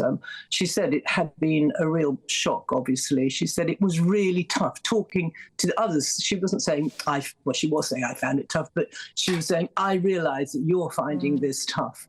And also she talked about some of these side effects. She said people seem to think you can, once you're clear in remission, you can just get straight back to life as normal. But this is a new normal. And she's clearly found that quite hard. She said things even like, she said, talking, the words just totally disappear. So I think she's had perhaps more of a struggle than we realise. And she is now having to get used to a new perspective on, I think, the whole of her life. Jenny, give us an insight or a prediction as to how you see the new normal for the Princess of Wales. Would she be working at a pace that she would have done beforehand, for instance? I don't think so, Eamonn. No, I don't think she will, not for a very long time. I mean, you know, all being well, we've got, and she has decades of her being queen with full-on duties. But at the moment, she's got this young family. She is still trying to recover. She's in remission. They don't use the word cure. I don't know if they ever use the word cure with cancer, but she is free of cancer at the moment. But she wants to recover she wants to concentrate on full recovery. So no, I think her children and her husband and her family will remain her priority. And I'm in favour of that. Yeah, I do wonder if the days of duty before everything else, you have to put your duty first, I wonder if we're past that now. I personally think the family is more important than unconstrained duty. And I think that she and William are putting a different perspective on the work they're going to do as Jenny, senior royals. that leaves a situation whereby how would the royal family be represented, or how would they look after certain charities, for instance, that they are patrons of? Now, Charles had this vision for a slimmed-down royalty. Illness has hit so many of them, including himself, may prove that to be very, very difficult. Do you think he will have to rethink who is a big hitter within the royal family? No, I don't think he will. I don't think that there is a public appetite to dip into the public purse further for the royal family, and that's what bringing in more working royals would do. So I think that occasionally Beatrice and Eugenie and Zara Tyndall and Mike Tyndall will step in and for garden parties or whatever if they're asked. For no money. But I don't think we want to see any more full-time working royals. Other European monarchies don't have, you know, dozens or even in double figures, actually, some of them, of working royals. So I think it is a different way, fewer patronages, many fewer patronages for William and Catherine, quite a deliberate choice. And for William, the future is royal, but as he put it, and I think it was a brilliant turn of phrase, with a small r. And I think that's the way things are going to be. OK. Jenny Bond, good to see you this morning, as always. Thank you very much. Thanks, Jenny. Right, let's have a look at the weather picture as it will affect you today and for the next few days. Honor Criswick with that.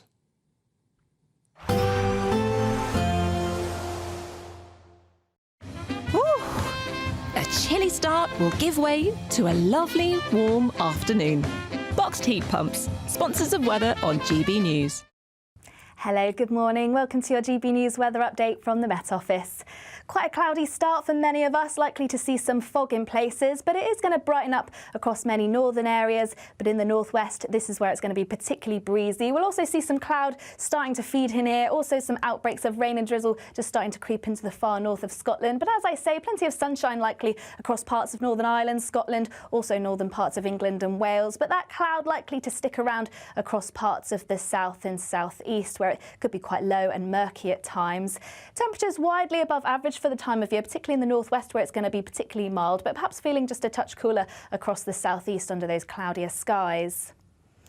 To end the day then, once again, still plenty of cloud in the northwest of Scotland. Those outbreaks of rain and drizzle starting to move slightly further inland here, but elsewhere there should be plenty of clear spells to end the day. Fairly similar across Northern Ireland, northern parts of England, perhaps some patchy cloud, but once again there should be plenty of clear spells here. Once again, that cloud likely to linger across the far south and southeast, but a few clearer spells developing across parts of Wales to end the day.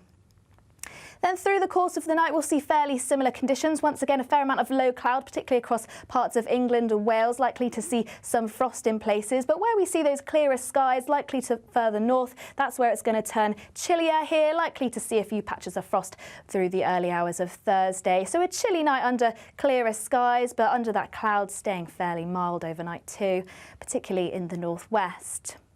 Then through Thursday, once again, lots of cloud around to start the day. Similarly, across the south and southeast, lots of low cloud, murky conditions, even some fog in places. Once again, brightening up across parts of the north, seeing plenty of sunshine here, also to the lee of high ground, and still fairly mild for the time of year.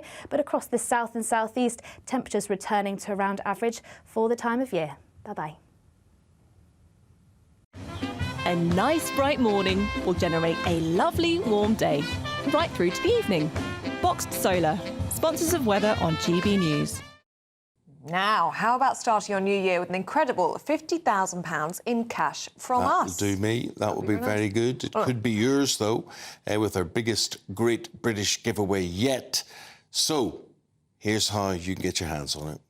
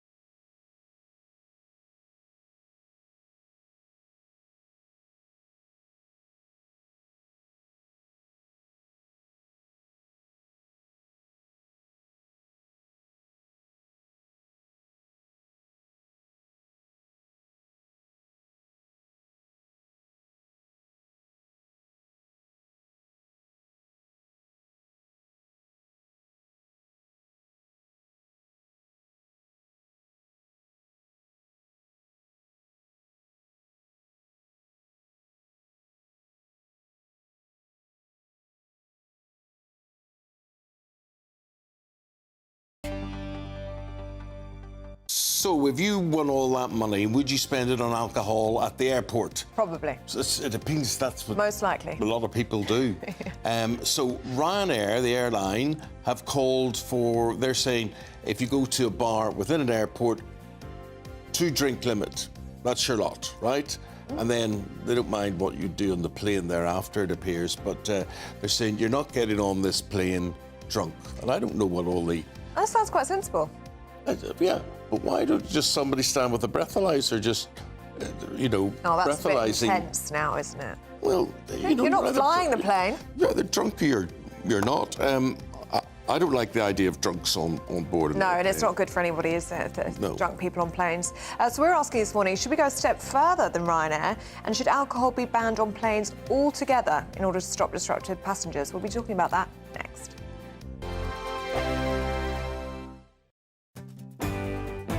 I'm Bev Turner. Thank you for joining us on GB News, the People's Channel, Britain's news channel.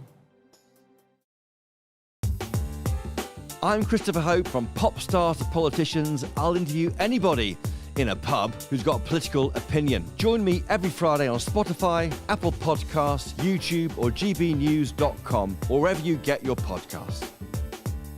This is GB News, the People's Channel. This is GB News, Britain's news channel. And fashionistas are keen to see which new trends are set to hit the catwalk. Well, our next guest is very well placed to share her predictions with us after being a contestant on hit ITV series Dress the Nation, as well as being an upcycling and sewing consultant. Wow. Joining us now is Tendai Murewe. I want to go back to you appearing on the ITV Dress the Nation. Right. Tell us about that experience. What was that like? Oh, that was one of my highlights as an upcycling consultant. I learned to sew in my kitchen 5 years ago. And then, during COVID, just making masks. Then the next thing I was on a Dress the Nation, making dresses in front of TV. Yeah, it was just incredible. I think we all had all these clothes that we have, but we don't know what to do with them. So mainly I started with men's jackets, taking off the sleeves and putting it like a print on. I've tried this. I've tried taking off my sleeves before. I now have about 3 jackets with no sleeves. I never managed to put them back on. You need to come to a workshop. You need to come to a workshop. I need an upcycling consultant. 2025. What can we expect, fashion-wise? I think bold prints are back. People are loving. I think you walk on the streets in frollals and oversized men's jackets. So the exact opposite. We have drastically underperformed this morning. You're just saying not like us.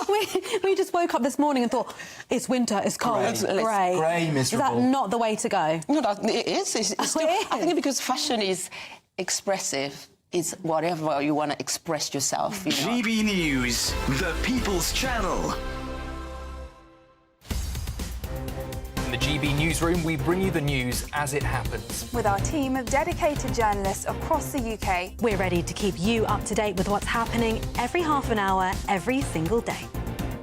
Bulletins here on GB News. The People's Channel. Britain's news channel. I'm Andrew Pearce. This is GB News, the People's Channel, Britain's news channel.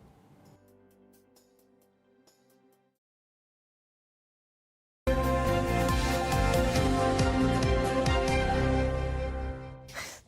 love the way we appear like Mr. Ons. Hello. We're like a mirage, aren't we? It's like, oh, are we there? And we're here. Horrible mirage. There we are. No, yeah. not at all. Well, Paul Coit, he's a horrible mirage. You can't say he is, isn't? No.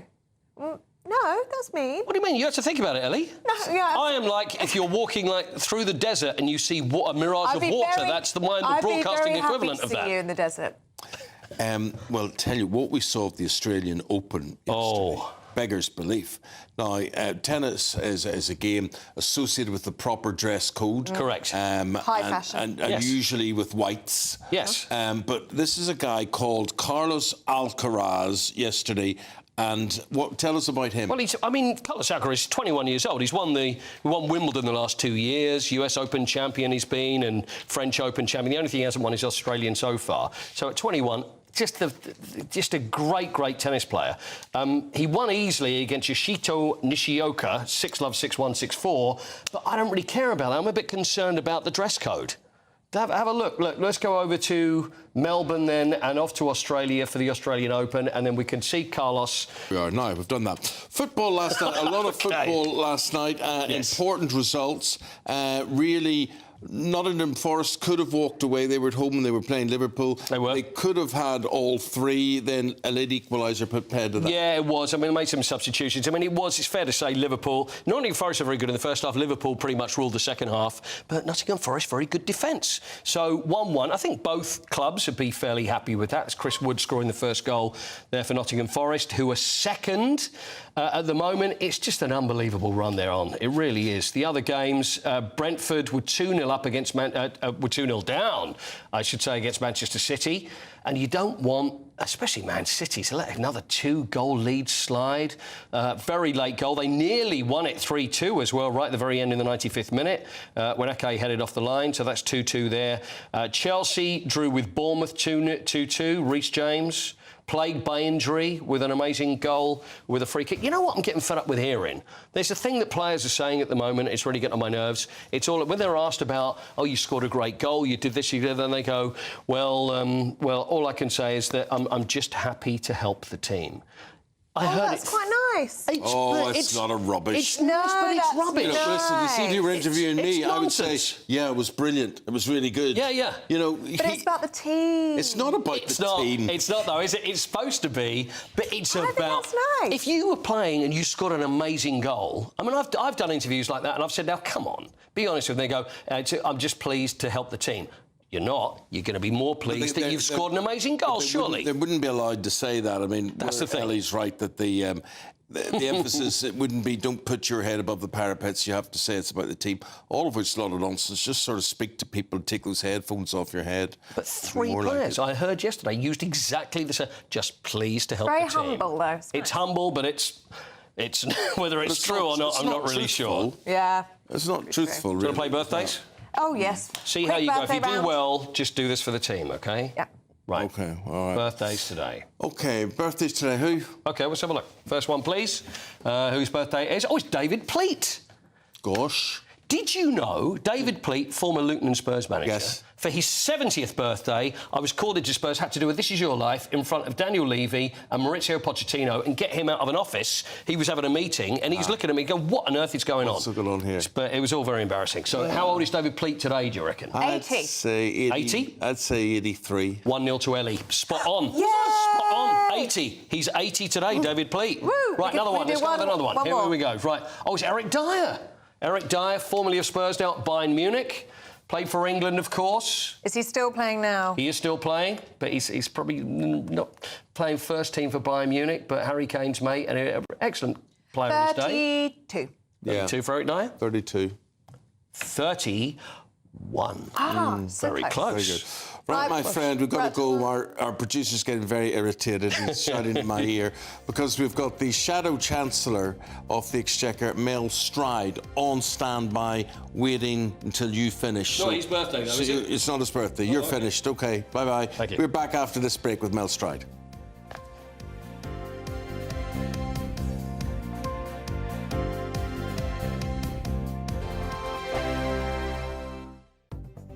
The latest GB News travel. Good morning, I'm Russell Holding. The M77 in East Renfrewshire is closed northbound between junctions 5 and 4 at Newton Mearns, where overnight roadworks have overrun. It's very slow towards there. In West Yorkshire, the A658 is closed in both directions along Harrogate Road at Eccles Hill in Bradford after an accident. The port of Holyhead remains closed for emergency repairs, with sailing still suspended between Holyhead and Dublin. On the M5 in Bristol, the southbound entry slip road at junction 18 from the M49 is blocked by an accident. There's a reduced rail service between Tring and Euston Station in London because of a points failure. London Overground services aren't running between Stratford and Gospel Oak, with severe delays between Gospel Oak and Richmond because of a faulty train. And on the M25 in Essex, the inside lane's closed anti-clockwise where a tanker's broken down at junction 28 for the A12, causing delays. You can stay up to date throughout the day by visiting our website, gbnews.com. Britain's newsroom. Weekday mornings from 9:30. Mr. Motivator, he joins us now. Mr. Motivator, a very happy new year to you. Thank you so much for joining us on the show. There you are, bright and early. So how are things? How can we all kick ourselves into shape? By the end of January, most people have thrown their New Year's resolution out the window. I think what's important is that we make a change for life and we set ourselves small goals. And as we achieve those goals, then we reward ourselves. In other words, you want to run 10K, you don't immediately get up and go run 10K, do you? You run between 2 lampposts and walk between 20. If you're not into running, don't choose running. If you're into dancing, that's great. If you're into any kind of movement, that is the way to keep yourself active, healthy, and also maintain your independence. So, Derek, is the point that you keep it manageable and small enough that it's achievable? Why don't we just find 4 exercises that you do for 1 minute each exercise, and you do that 4 times a day? achievable, isn't it? That's only 4 minutes of exercise. And I guarantee at the end of the day, you'd have done 12 minutes, which is like your daily dozen. So there's your goal. I wanted to do a daily dozen of exercise lasting a minute each, right? And the first thing you could be doing is getting up from your chair, right? The moment you stand up, you incorporate so many muscles in your legs, right, that you're going to feel good, yes?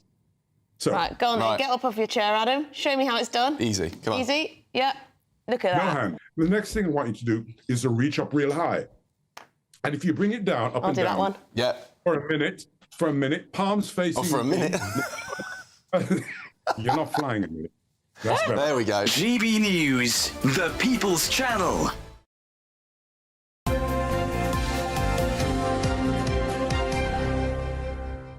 Let's go to Westminster. We've got the Shadow Chancellor Mel Stride to speak to this morning. Mel, good morning to you. Good morning, Eamonn. Yeah, I tell you what, you were very good yesterday. I mean, that Peking duck, that had me laughing out loud. Oh, really? Right, well, the Peking duck or something, was it? The Peking duck. Very good. In the House, you mean? In very the Commons? good, very good. OK. But look, good. Rachel Reeves, and, you know, you can say what you want about her, but she's not going to go. People will do all this griping and groaning about her, whatever it is, but she's not going anywhere. Seriously, is she?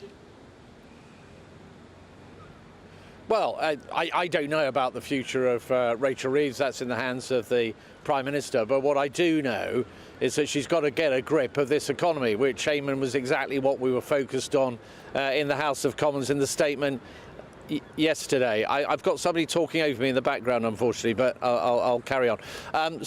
Basically, you know, we've seen growth killed stone dead. We've seen a government that's taxed the living daylights out of businesses.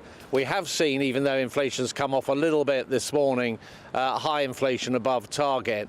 And you put all those things together with the moves that there have been in the bond market, and you've got an economy that's in a very precarious situation, and she really needs to get a grip, particularly on how she's going to start generating growth. But she will say, and you don't need me to tell you this, she will say the economy's in that state because of your previous government. That's why it's there, and what your borrowing costs were, whatever. And then you just look at the situation at the moment. Surely she's not entirely to blame for what's going on, because when you bear in mind what's happening to the global economy as well, I mean, you're being, dare I say it, a bit mean on her, are you not? Right. Well, no, not at all. Let's take those 2 points, Eamonn. So, on the bond markets, you're absolutely right. There's been an increase in bond yields across the country, focused really on the expectations of what might be happening around the US economy and the Trump administration coming in. But we are a distinct outlier, which is much more severe here. So the spread in bond yields, for example, on 10-year bonds between ourselves and Germany is the highest that it's been in 30 years. And what that means is that there is something more going on than just all bond yields going up across the country. In terms of the inheritance that Rachel Reeves received from us, we had far from stone dead growth that we have at the moment. We had the fastest growth in the G7. We had near record level of employment. We had a near record low level of unemployment. We'd seen real wages rising for each of 13 consecutive months. And on inflation, of course, Eamonn, we'd taken it down from its peak of over 11% down to bang on target at 2% on the day of the general election. So I'm afraid where we are at the moment is to do with the choices, the wrong choices that this government has taken. Can I ask you about grooming gangs? Because Kemi Badenoch, speaking to GB News this week, admitted that the Tories had not done enough to investigate this and expose this scandal. What do you think? Could more have been done? Should more have been done under your watch? Well, I think, look, this is an ongoing situation that's going on for quite some time, and there'll always be, unfortunately, probably more to do. We must never let up the pressure. But it was the Conservative Party that brought in, when we were in government, the National Inquiry, the Alexis J inquiry, that covered some of this space, not all of it by any means, but some of it, and was implementing those recommendations. We brought in also the grooming task force that actually led to the arrest of 550 suspected perpetrators and protected over 4,000 young people as a consequence. So it's certainly not a case that we were doing nothing, we were doing a great deal. But what we do need now is a national inquiry, and that's something that the Labour Party and Keir Starmer are saying we should not have. Now, the reasons we need that is we need to really join the dots on what's been going on here, because it's emerged, particularly actually through investigations through GB News, who've done an incredible job in this area, that there are about 50 towns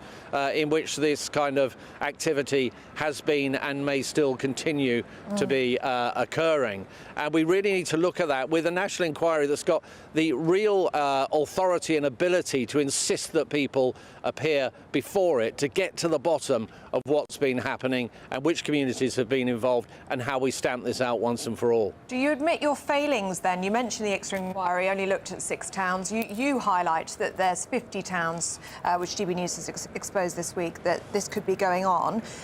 The recommendations in the ICS report, 20 recommendations, they were put forward in 2022. Nothing was implemented by the Tories. You failed these victims, these survivors of these grooming gangs, didn't you?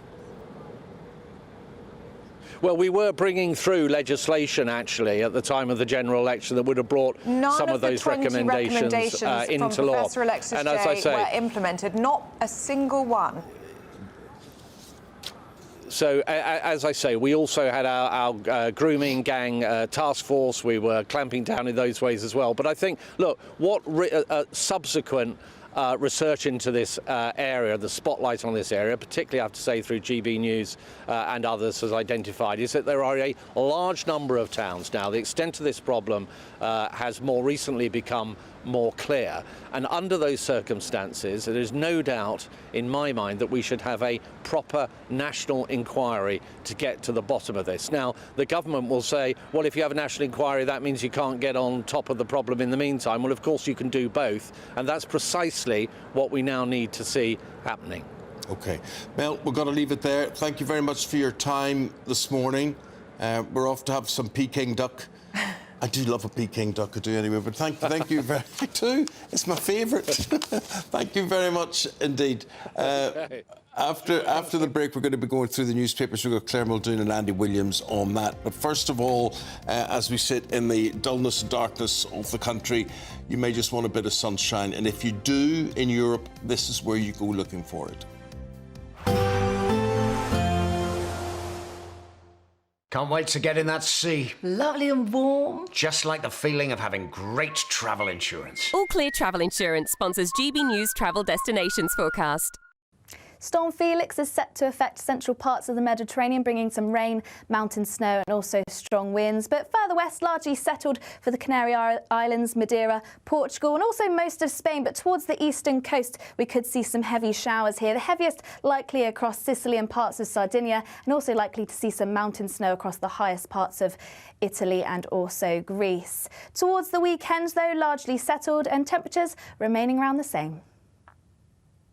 All Clear Travel Insurance sponsors GB News Travel Destinations Forecast.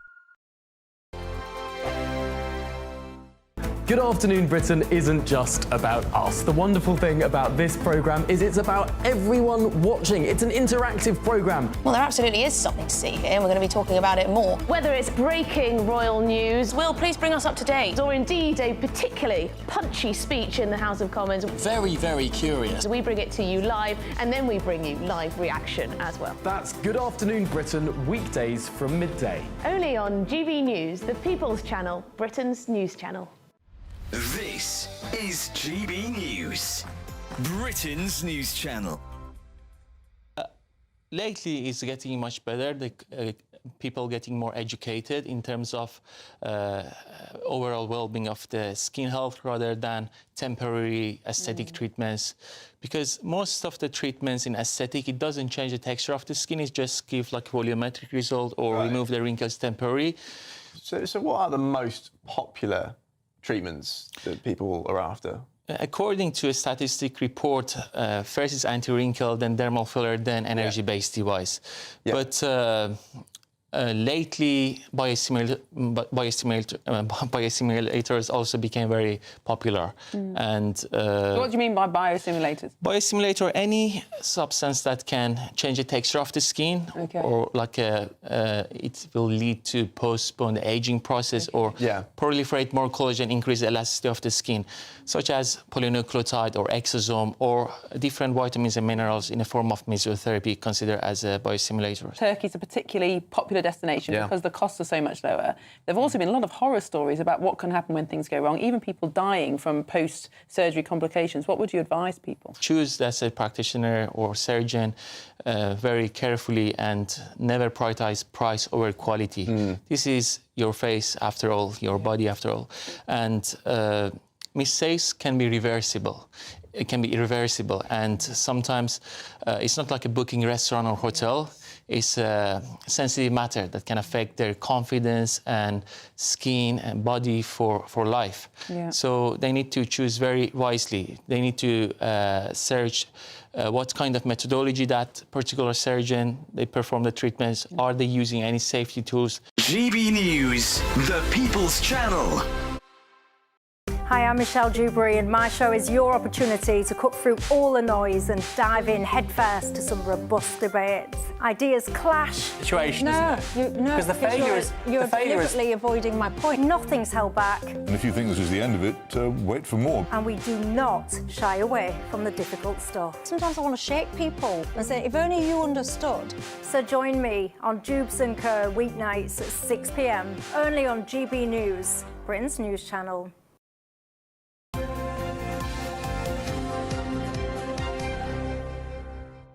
Claire and Andy with stories that are making the newspapers today.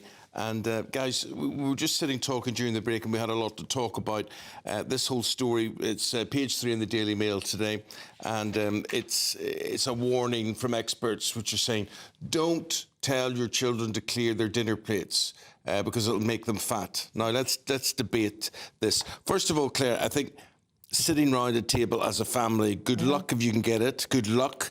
But I think it's so vitally important to bond the family in that way. Oh, you're so right. And I wouldn't say I had luck when I had my kids and I was bringing them up on my own, but I damn sure made sure that we were sitting round a table of an evening with a home-cooked meal. It was difficult at times, but we did it. We still have a policy now of no phones at the table, even though my youngest is 20, almost 21. We still do it because that is the way of communication. Well done with you implementing that. Well, it's so vital, actually. I'm not their friend, I'm their mother, and it's really, it's my way or the highway in my house. I'm sure you understand that. Yeah. And what about clearing their plates? They had to, because what we did was we managed the portion size. OK? It was always something collective. I never put anything in front of them that I knew they wouldn't like, because they like everything. They've got no allergies. There was no space or no time to say, I don't like that. I don't... Tough. Are they bigger as a result? No, they're not.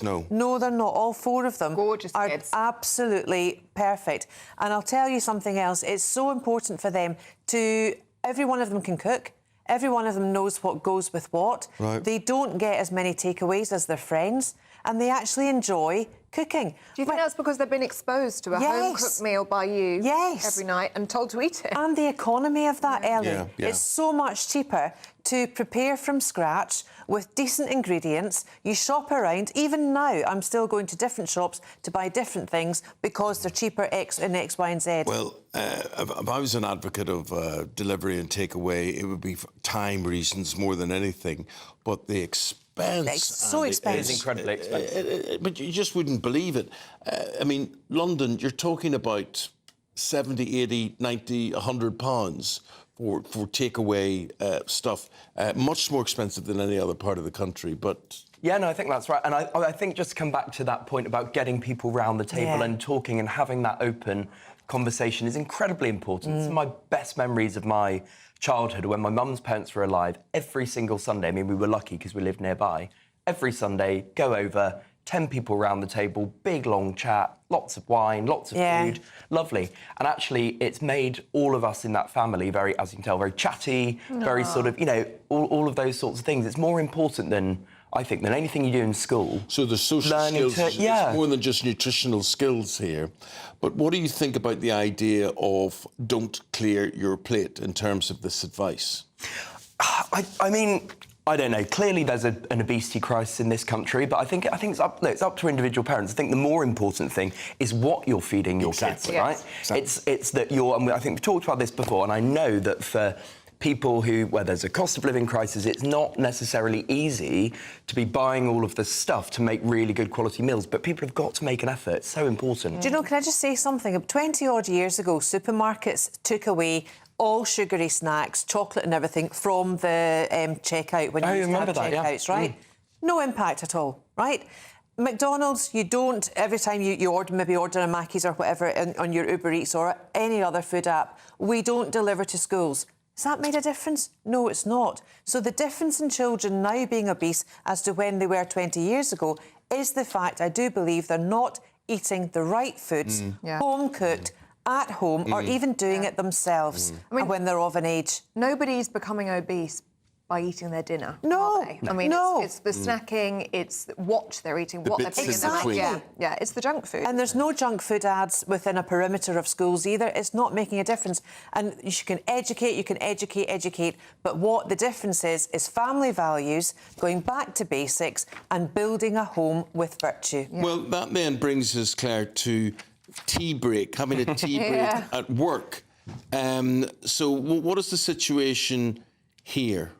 Well, I don't mean to lay the blame at Gen Zs, as I do, bang on every week, considering I have 4 of them, but they don't like to have a tea break. 3 minutes. 3 minutes it takes to make a cup Why, they don't of tea. like the sociability of a tea break, or... and even the diminishing aspect of actually having a cup of tea. They don't drink tea, do they? They don't take breaks either, I don't drink tea. Do you not? No, I don't. But do you take a break? Andy, you're part of the problem. I am part of I am the problem. It's me. I don't either. I don't either. No, I just find it. I find it an incredibly bland drink. I used to when I worked at Ulster Television, my first introduction to TV. Everything, when you were out filming, I was a farming reporter. Everything stopped. Everything stopped twice. For a morning tea break, a coffee break, and an afternoon Isn't that nice, though, for morale? No, it's not. Morale You're ready to do a cow's ready to do a poop that you want to film or whatever it happens to be, and they go, oh no, tea break. It was all heavily unionised, so I think, I couldn't believe it. But you get a nice chat with your colleagues. I get a nice chat anyway, but I'm with Andy that I don't, because I didn't drink it wasn't important to me.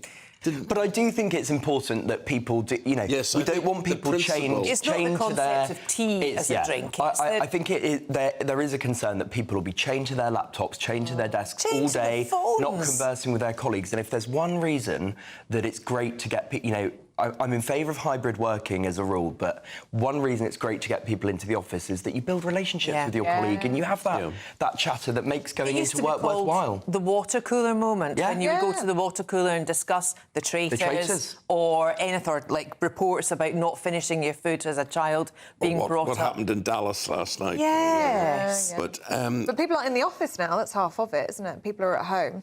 But employers are sending people. I mean, we've seen WPP getting people back in the office 4 days a week. JP Morgan, I think, have gone to 5. My colleagues, we're in 4 days a week. And I think it makes a real difference. I'm really in favour of it. Now, I have a theory on this story, because I've been caught out on this. When you ask other people if they'd like a cup of tea and you get an order about 15 cups long, and you'll spend the next half an hour making tea for people. Well, I had to give up on my office. No, I wouldn't. I've always did that. I said, I don't drink it, I don't care. And you'd make tea for everyone? I don't make tea for anybody. I worked in an office where there was... I remember as a young reporter being sent to get people's tea, and I said, I'm not here to make tea. I'm here to write stories. That's what I do, and I didn't do it. I just objected to doing it. I tell you what I really object to. What? People eating at their desks in work, like full meals. I really find it unhygienic. I find it filthy. And then you come in, especially in shift work that we do, and you come in, somebody's had chicken curry from the night before and it's sitting there and whatever it is. And I do think that it's an employer's obligation to make sure you go elsewhere and you eat and you have that break and you have that absence from your desk for a while. Yeah. I think that is right. Right, we've got 45 seconds. So we're not doing anything. Oh, we're not going to do anything, No. are we? Why would we start anything at 45 seconds? Oh, I thought we could have a quick... No, we would have to be very quick. You'll be quick, but she'll not be quick. So we're not doing anything there. Right, well, we'll come back to that. I wanted to ask about work-life balance. We'll do it in the next one. When we come back the next time, we're going to ask, what was your favourite dinner of an evening where you're given, when your parents made you something? That's a good question. What made you lick your lips? Tell you what, mine wasn't mince and potatoes. Or gammon and cabbage. Quite like that. The guys will be back in 45 minutes' time. Meanwhile, here is your weather update. I hope it's favourable for you.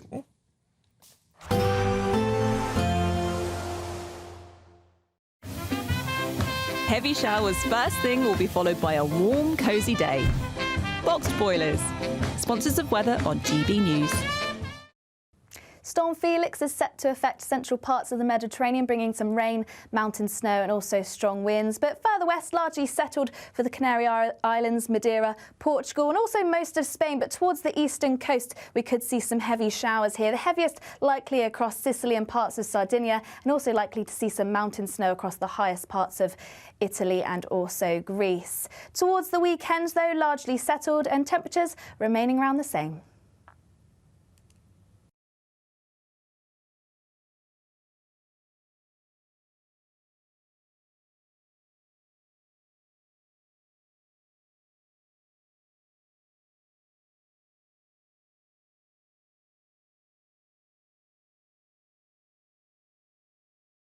Expect a warm front, moving from the kitchen right through to the rest of the house. Boxed Boilers, sponsors of weather on GB News. The latest GB News travel.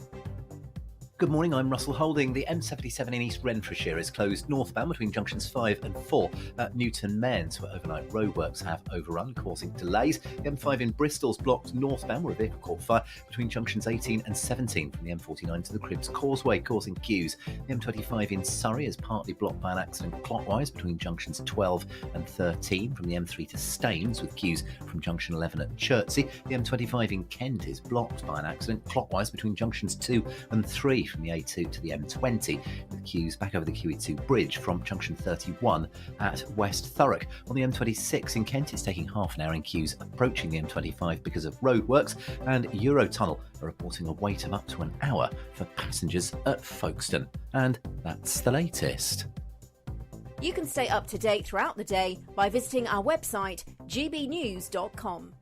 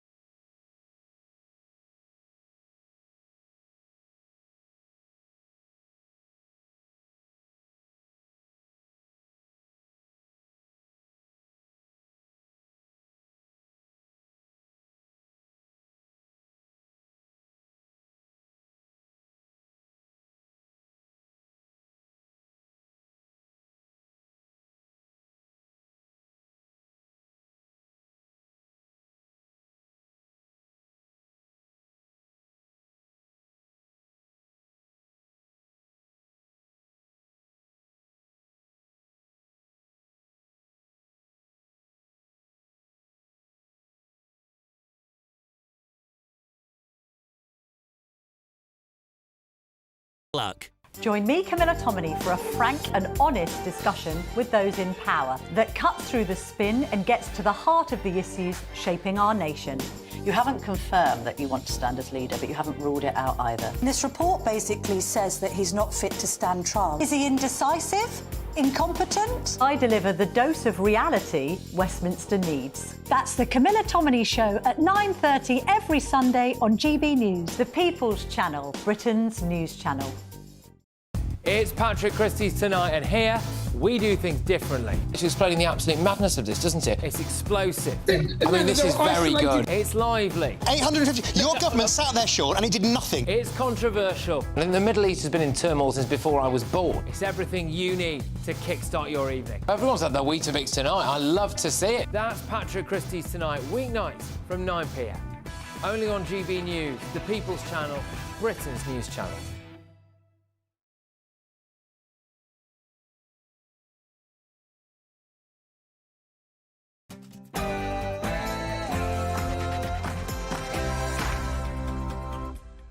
A very good morning to you on this Wednesday morning. The Prime Minister has been hit by another resignation.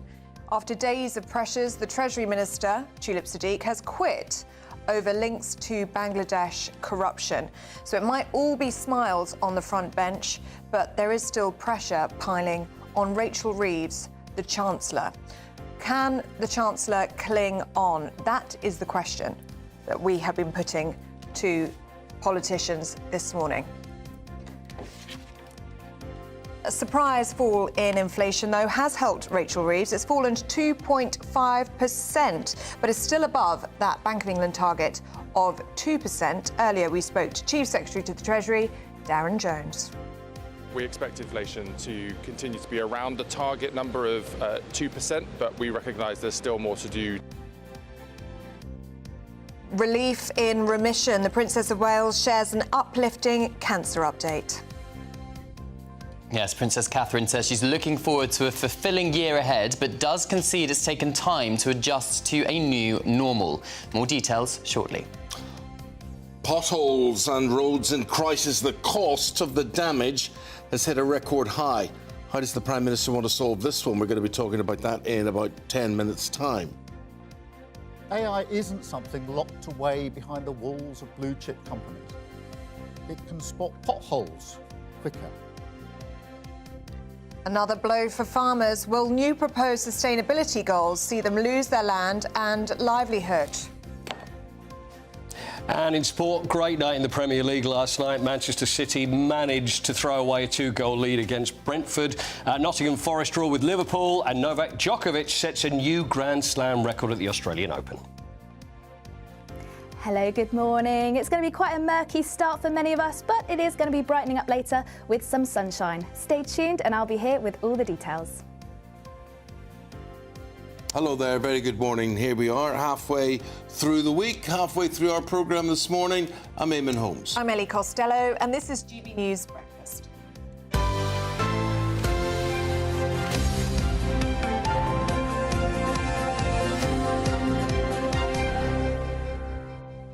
Oh, we got into a right little in-depth conversation there about, of all things, tea. So we're talking... It gets the nation talking. It gets us talking here. You're a tea or not a tea? Oh, yeah, tea first thing in the morning. It revives me, and then I'll move on to coffee to keep me awake. Yes. Ellie?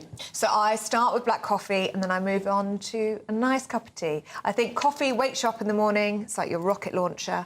And then your tea is like a cuddle. Very comfortable. Very good. Very good. Do you want a cup of tea, do you? It's very comforting, a cup of tea. What about you, Coity? I'm not. Wait a minute. So do I not exist here? Oh, we're going to come back to you. I was going to say that I'm not a tea drinker, and if I was to drink I tea, think makes you weird, odd. Yeah. I have to eat something, Paul, with the tea. Yeah. Yeah. Nice bit of chocolate or something. Oh, yes. Biscuit, tea and biscuits. Yes. Tea and biscuits. Yes. Tea and biscuits. Yes. What's your favourite biscuit? Well, I was with Paul yesterday, and I actually had a Tunnocks wafer. Chocolate That's wafer. not a biscuit, though, is it, to be fair? Oh, it is. It is a biscuit. I think that's part. If it's wrapped up, if it's in a wrapper, it surely is not a biscuit. Oh, is that the rule? Because a biscuit is like get like a packet of biscuits. So you're saying then like an orange or mint yo-yo's not a biscuit because it's wrapped up? I don't know what an orange or mint yo-yo is. What's that? A penguin. It's not a penguin. Penguin. No, but I wouldn't say. I could see if there was a Venn diagram of biscuits and chocolate, that would be in the middle. But I wouldn't say that was a biscuit. No, I'd say that was a chocolate. A Jaffa cake is a biscuit because they would come in a pack. So if they come in a pack, I'd say it's a biscuit. Oh, I think it's just if it's got the biscuity substance underneath the chocolate, right? If it's covered in chocolate, it's still a biscuit. So what's a Kit Kat then? Is that a biscuit? I would say that's a biscuit. That's not a biscuit. It's a chocolate, Cameron. It's not a chocolate bar. A majority of it's biscuit, isn't it? The Royals would be very upset. Maybe they would be. You say such a thing. Yes, I know. I'm with you, Cameron. I'm with you. What, you call Kit Kat a biscuit? Yeah. Well, Cameron, the reason we're talking about this is because apparently the tea break is over. Gen Z, which is what you are, Gen Z. No, I'm not. I'm a millennial, just. Oh, just. Okay. You're not claiming them as your own. Not quite. They don't like a tea break. Which I'm sure the royals would be very upset about. I think they would. Afternoon tea was a staple of Queen Elizabeth II's of course it is. Day at 5 p.m. Yeah, but that's such a shame. It relaxes you in the afternoon. That's what I think as well. It's such a shame. Anyway, let us know, are you taking tea breaks in your office? gbnews.com/you'll say. Well, I would, but we are too busy working here all the time. We are. And by the way, I do drink tea. 24/7. I do like it. I like a cup of tea. Oh, and you like a cup of tea? I do like a cup of tea. He's back at 20 past 8. Another day, more turmoil for the Prime Minister. The Treasury Minister, Tulip Siddiq, has become the second member of the government to resign in just 2 months. Writing to the Prime Minister, Tulip Siddiq says she didn't breach the ministerial code, but felt she was becoming a distraction. Attention now turns to the economy as the Chancellor signals she may need an emergency budget as soon as March to get borrowing under control. And to that news at 7 o'clock this morning that inflation for December has fallen to 2.5%. That's according to the latest figures from the Office for National Statistics. Let's get more on this. Adam Cherry is across this for us this morning. And how's the... We've known for an hour the figure's 2.5%. How's that going down, Adam? Well, it'll be pleasant reading for the Chancellor, of course. It's better than we were expecting. 2.6% was what our economists were predicting here. It's down to 2.5%, still above the Bank of England's target of 2%. But of course, given the turmoil, as you mentioned, that the government has been in particular the Chancellor has been in over the last week or two, or perhaps even longer than that, with soaring borrowing costs, the pound falling, this is some good news, but and it may lead to an interest rate cut in February. But it's not necessarily going to remain for the long term, because we haven't felt the bite of the national insurance hikes from the budget on employers or the national living wage hike as well. Those will place pressure on inflation when we feel those over the next few months. So it's not necessarily evergreen news. Of course, as you mentioned, we've also got the issue of Tulip Siddiq resigning, the government scratching their heads over that one. And if you read, you've just read some of Tulip Siddiq's resignation letter, but actually if you dig into the details and read into what the ethics advisor, Sir Laurie Magnus, said, I think it paints a slightly different picture and makes the government, or makes Keir Starmer's judgment look slightly more questionable. So let me just read you a small segment. It is regrettable that she was not more alert to the potential reputational risks, both to her and the government, arising from her close family's association with Bangladesh. Now, that wasn't necessarily a shortcoming that should be taken, quote, as a breach of the ministerial code, but you will want to consider her ongoing responsibilities in light of this. So really, and also, by the way, the point that she made, which was that she referred herself to the ethics advisor, not quite true. We understand actually Downing Street said, look, you better do this, otherwise you're in trouble anyway. So she was pressured into this. The scope of the scope of the ethics advisor's investigation was actually quite limited. He didn't necessarily have the bandwidth, or the remit rather, to go and investigate some of these allegations, of which there are several to do with her association with Sheikh Hasina, her aunt, in Bangladesh. Some of that was historical, so he wouldn't have been able to look at that anyway. And given that she was the city minister, the anti-corruption minister, having these repeated corruption charges levied against her was going to create serious problems. And even Labour MPs were saying over the last few days, we can all see which way this is going, and so it has been. So some pleasant, or some good news, so to speak, on the inflation front, but long term there are still serious issues here. As you mentioned as well, this is the second cabinet or senior ministerial resignation in just a couple of months. We also had Sue Gray, the chief of staff, resigning. This has all happened within the first 6 months of the government, so there are still serious questions and problems with their credibility, I suppose. Adam, thank you very much indeed for that roundup. We appreciate it. Yeah, and perhaps not a good look for a government that promised to do things differently. Let us know what you think. gbnews.com/you'll say. Just some positive news now. Yes, good health news. We were glad to see the Princess of Wales yesterday, and she revealed what? She's in remission from cancer. In a personal message, Princess Catherine described it as a relief and says that she has a lot to look forward to. Well, this followed an emotional return to the hospital where she was treated, telling patients who are on their journey to recovery recently there. So we're now joined with our royal correspondent Cameron Walker on this one. It was delightful. I mean, she was obviously joyous. People covering the story were very happy for her. But it's not over for her yet. She is in remission, whatever that means. Yeah, she is in remission. According to Cancer Research UK, that means there's no detectable cancer cells in the body. It's not a guarantee that there's nothing left, but it's a very, very positive sign. The Princess, in her own message yesterday, saying that it takes time to adjust to a new normal. But I think what we need to take from her statement is the fact that she said she's looking forward to a fulfilling year ahead and that there is much to look forward to. And you just had to see her at the Royal Marsden Hospital yesterday. When she walked through the main entrance, she said, you know, it's really nice to walk through the main entrance because all of last year she was secretly going through a side entrance to go and have her treatment because this is where she had her preventative chemotherapy. So she's kind of come full circle. She's back being a working royal. It was her first major solo visit for well over a year now. And of course, I think it was very fitting that it was announcing that she is now joint patron of the Royal Marsden, a world-leading cancer hospital in central London, alongside her husband, Prince William, who was previously president.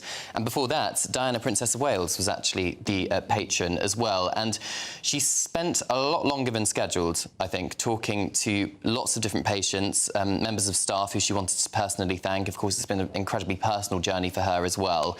And she could show real empathy. And I think, I mean, you can just see the front pages this morning. I think a lot of the public are really celebrating this really happy news in a time where the news agenda is quite so turbulent and horrible at the moment. Were you there yesterday? I wasn't. I was given a heads up that maybe something would be happening at the hospital, and then obviously we got the statement saying that she was there. Yeah.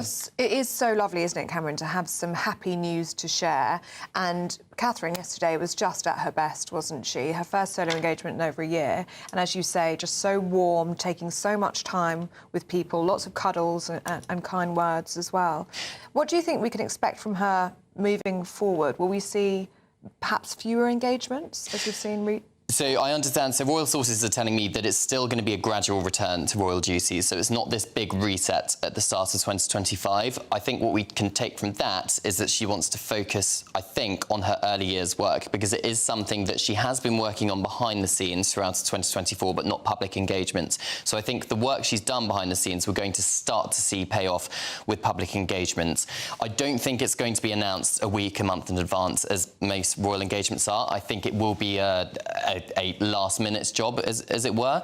The big major royal events, such as Trooping the Colour, maybe Wimbledon as well. Of course, we know that she's patron of Wimbledon tennis. I suspect she will be going to as well. The only cautious bit I'm thinking of right now is that I understand that international travel for the princess is still off the table. Now, that does contradict what Prince William alluded to in November, saying that he hopes that he and Catherine could travel abroad together in 2025. What I'm being told in January 2025 is that that's off the table at the moment. What did you make of the timing of the statement yesterday? Do you think that was intentional, that we didn't find out that she was in remission until after that hospital visit where she was talking with patients? It's almost as though she wanted the focus to be on the hospital before it became her story about her recovery. I think that's possibly. I think possibly is the answer to that. I think it was always a planned solo engagement, so Prince William was never going to turn up, and it was reflecting her own personal journey. She wanted to shine a light, I understand, very much on the work of the hospital and the amazing staff that who provide such care to so many cancer patients and continue to do so, and of course shine a light on patient stories who are physically there. It was unexpected that she decided to release that very lengthy statement. I understand she wrote it herself, which suggests to me she was really touched by the visit to the Royal Marsden Hospital, and maybe she felt it was the right time to just share a little bit more of her own cancer journey. Remission is the first time she's used the word remission in any statement talking about her health, which suggests she's quite confident, actually, about going forward in 2025. And she said that she's looking forward to a fulfilling year ahead. She wouldn't have said that if it wasn't true. Yeah, and we're looking forward to seeing much more of her as well. It's so good to see her on the front pages again. Thanks, Cameron. Good to see you. Thank you, Cameron. Let's get an update in the weather picture, see how it's going to affect you today. On our Chiswick with that.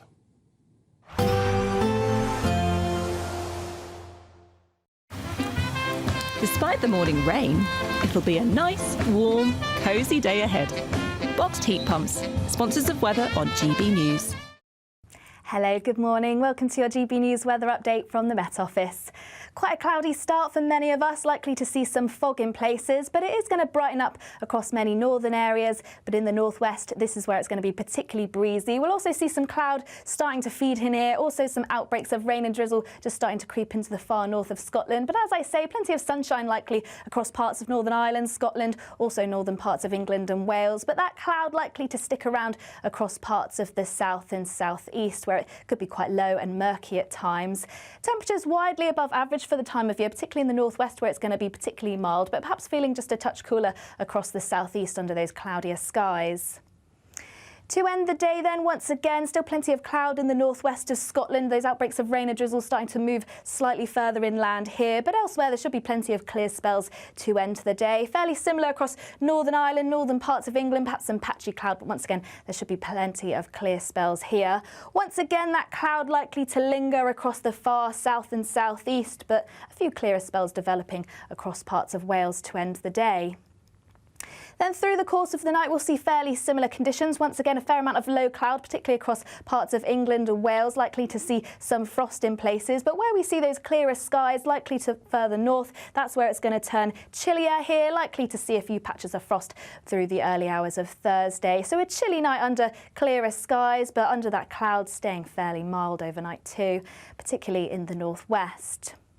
Then through Thursday, once again, lots of cloud around to start the day. Similarly, across the south and southeast, lots of low cloud, murky conditions, even some fog in places. Once again, brightening up across parts of the north, seeing plenty of sunshine here, also to the lee of high ground, and still fairly mild for the time of year. But across the south and southeast, temperatures returning to around average for the time of year. Bye-bye. There will be a light breeze in the morning, leading to a warm front. Boxed heat pumps, sponsors of weather on GB News. Now, how about starting your new year with an incredible £50,000 in cash from us? Yeah, that would be very, very nice. Well, it could be yours from us to you. This is our biggest Great British giveaway yet. Have a go. Don't miss your chance to win our biggest cash prize ever. An incredible £50,000. That's tax-free cash to spend on anything.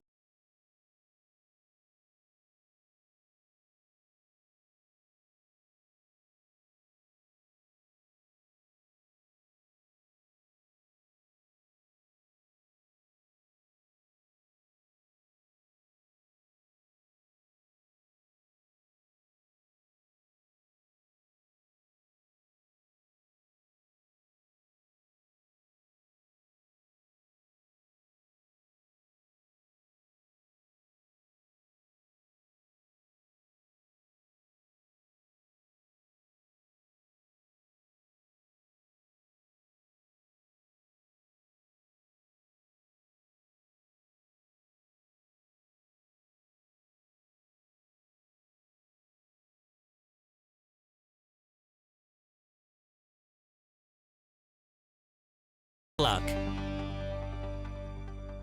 You need a bit of good luck driving around the roads with all those potholes. We're going to talk about the pothole situation. What can be done about it next? Martin Daubney, weekdays from 3 p.m. An absolute monster. It took Chloe and Sean Ing 90 minutes to reel in this gigantic 8-foot-long monster fish from Chigborough Fisheries in Essex. And upon weighing this enormous marine beast, it was found to have been 7 pounds heavier than the existing British record, a 143-pound catfish caught also in Essex. But as I understand it, you actually went for a Chinese meal when fate struck. Is that right? That's correct. Yeah. So I was fishing an area of Chigborough where you have to fish at a fair distance. So I cast my rods out and then we ordered a Chinese. And yeah, so I got the bite at about 10 to 8 at night.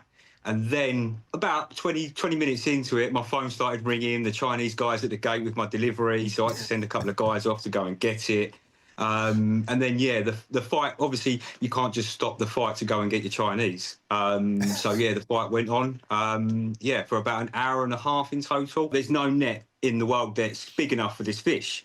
So we had to send out. First of all, I sent out a mate, Alex. He went out there to go and basically use what we call a sling. So that's a safe apparatus that we use to take the fish out of the water.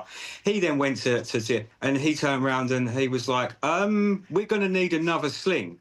So then we sent out another friend with a sling, and these slings are 4 foot long each. So then we had the catfish wrapped up in 2 slings, and it was still slightly longer than that.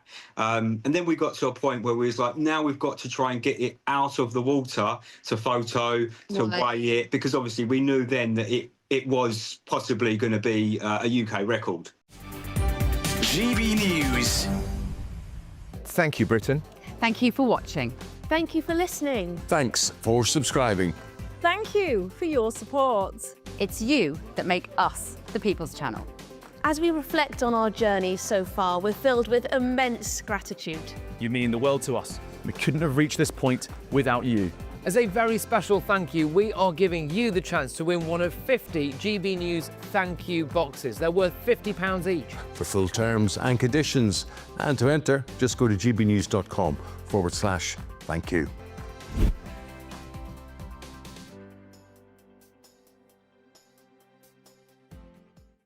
We're proud to be GB News, the People's Channel. And as you know, we always love to hear your views. Now, there's a new way of getting in touch with us at gbnews.com/yoursay. By commenting, you can be part of a live conversation and join our GB News community. You can even talk to me, Bev Turner, or any of the members of the GB News family.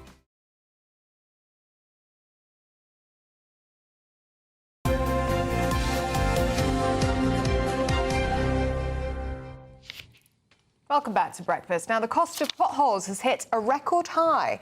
£579 million is now being spent by the AA on fixing vehicles that have been damaged by potholes. So that's just by the AA? Yeah. OK. There's been an extra 500 million spent on local road maintenance in England, bringing the total there to 1.6 billion for the year ahead. Well, the road campaigner Mr Pothole, also known as Mark Morrell, he set up the National Pothole Day a decade ago, that is today. But he says he's got no faith that any government wants to actually fix Britain's failing roads. Yeah, Will Hollis, our East Midlands reporter, he'll tell you more. The pothole plague, checkering the nation's roads, damaging cars and putting lives in danger. Near Brackley, Northamptonshire, Mr Pothole is monitoring some of the worst. As you come to this junction, there's some horrendous potholes. Could be lethal when they're full of water. Drivers are being forced to go onto the other side of the carriageway to avoid damaging their vehicles. Mr Pothole, aka Mark, has spent 12 years warning that the country's roads are crumbling. When they're full of water, they just look like harmless puddles. The fact it could be lethal for a cyclist or someone on 2 wheels. He set up National Pothole Day a decade ago, hoping to make a change, but now has no faith any government will fix Britain's roads. The nation is sick to death with politics getting in the way of fixing our roads. Every politician, and I've lost faith in most governments and authorities now actually doing anything about it, don't seem to want to face up to the massive multi-billion-pound backlog in road maintenance. £16.3 billion of carriageways in England and Wales need work now. And in 15 years' time, if they don't invest, 51% of our roads will be structurally unsound. Despite a fall in the number of incidents, the cost of repairs is rocketing through inflation and a shortage of parts. Funding to fix England's roads in 2025 to 26 is £1.6 billion, £500 million more than last year. The Department for Transport has said it will ensure highway authorities spend the money wisely. Mark says it's not enough. Giving small sums, which are a lot of money to me and you, over short term isn't going to solve the problem. We need an annual resurfacing programme year on year to get our roads up to a reasonable standard. Will Hollis, GB News, Brackley. Well, let's get more on this now from Will himself. Will, who have you got with you? Good morning. Happy Pothole Day. Can you say Happy Pothole Day, Eamonn and Ellie? I'm not sure you can say that a day that causes so much misery, dedicated to something that causes so much misery, can ever be happy. This is one of what locals describe to me as the worst roads in Northamptonshire. We're a little bit further away from Brackley now. We're in a place called Rushden. One person who's just out walking their dog said there is more potholes than there is road on this part of Northamptonshire, sometimes called the logistics capital of the country. It is National Pothole Day, the 10th National Pothole Day, but you don't just want to hear about it from me. Let's talk to Richard Keach, who's one of the people that lives in Rushden. Richard, just describe for me this road here in your hometown of Rushden. It's pretty bad, and I think it's getting worse. You can see it getting worse, literally. There's potholes joining potholes now, so you're getting a bigger pothole, you know, and the whole thing is for about 20 yards, probably more than that. It's just one mess. It's not an exaggeration to say that every part of this road has a pothole. Just show me which one's the worst one here, Richard. The one in the middle there is pretty deep, and that's right in the centre of the road. You can't really avoid that one. And there is another one coming up very close to it, and in the gutter just here, that's quite deep. I mean, and there's potholes up there, and car just gone over some there. There's some here, look, as well. It's and then what's this like for people that live in the area? Well, I think people try to avoid it. I mean, to be quite honest, if I'm going that way, I'll go down that way and come in from the other way to avoid this, because it is a bit of a mess. Completely ruined road here that hopefully a little bit of exposure on GB News might get something done about it. Richard, thank you so much for speaking to us today in Rushden. Thank you, Richard. Back to you in the studio. Guys, thanks very much indeed. And we will now go to the President of the Automobile Association, Eamonn King. Eamonn, good morning to you. Morning. You know, my friend, we'll have talked about this many times over many years. It's not getting better. It won't get better. Have we lost our roads for good, do you think?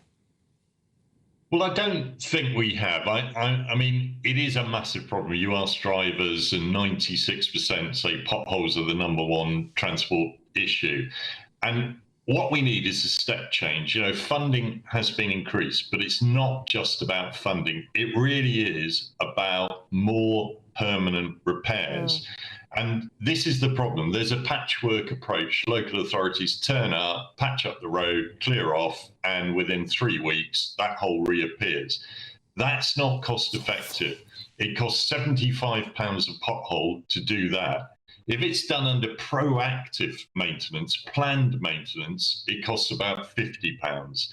If it's done using innovation like a JCB Pothole Pro machine, it costs about £30. So what we're saying to local authorities and government, push for more permanent repairs.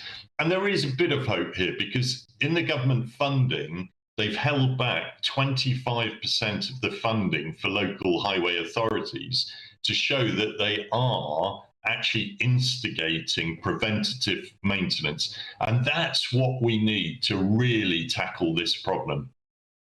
But Eamonn, what has gone wrong?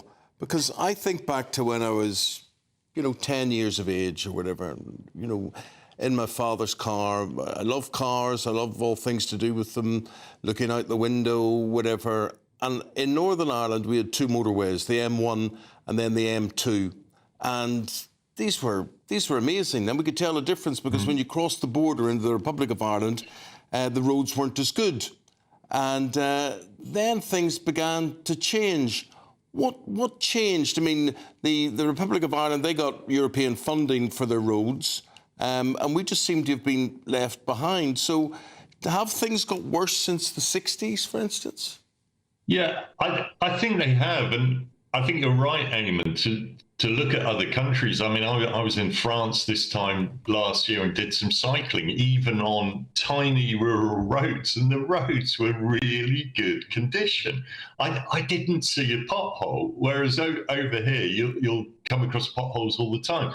So I think it has been a decline over the years. And one of the problems, Eamonn, has been that the money that goes to local authorities isn't totally ring-fenced. So when local authorities are scrapping for money all over the place for social care or whatever, money from roads goes there rather than being spent on potholes. And then you get this cycle of decline, you get more people claiming compensation, you get money going out there, you get the patchwork approach, and you're not spending the money wisely. So hopefully this current allocation with some money held back will actually make a step change, because for drivers, it's costing £300 on average, but for motorcyclists and cyclists, it can actually cost them their lives. In some of the worst cases, there have been deaths as a result of potholes. What advice then would you give to somebody if they have hit a pothole? What can they do in terms of getting compensation? And that is me, by the way. I've burst many a tire on a pothole.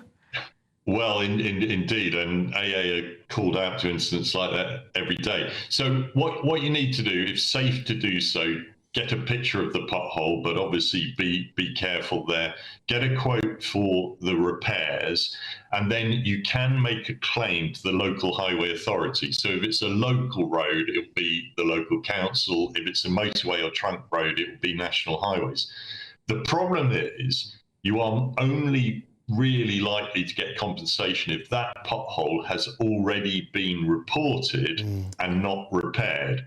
So there is an incentive for people to report potholes, and there's a government hotline that it can be done, a website that it can be done on.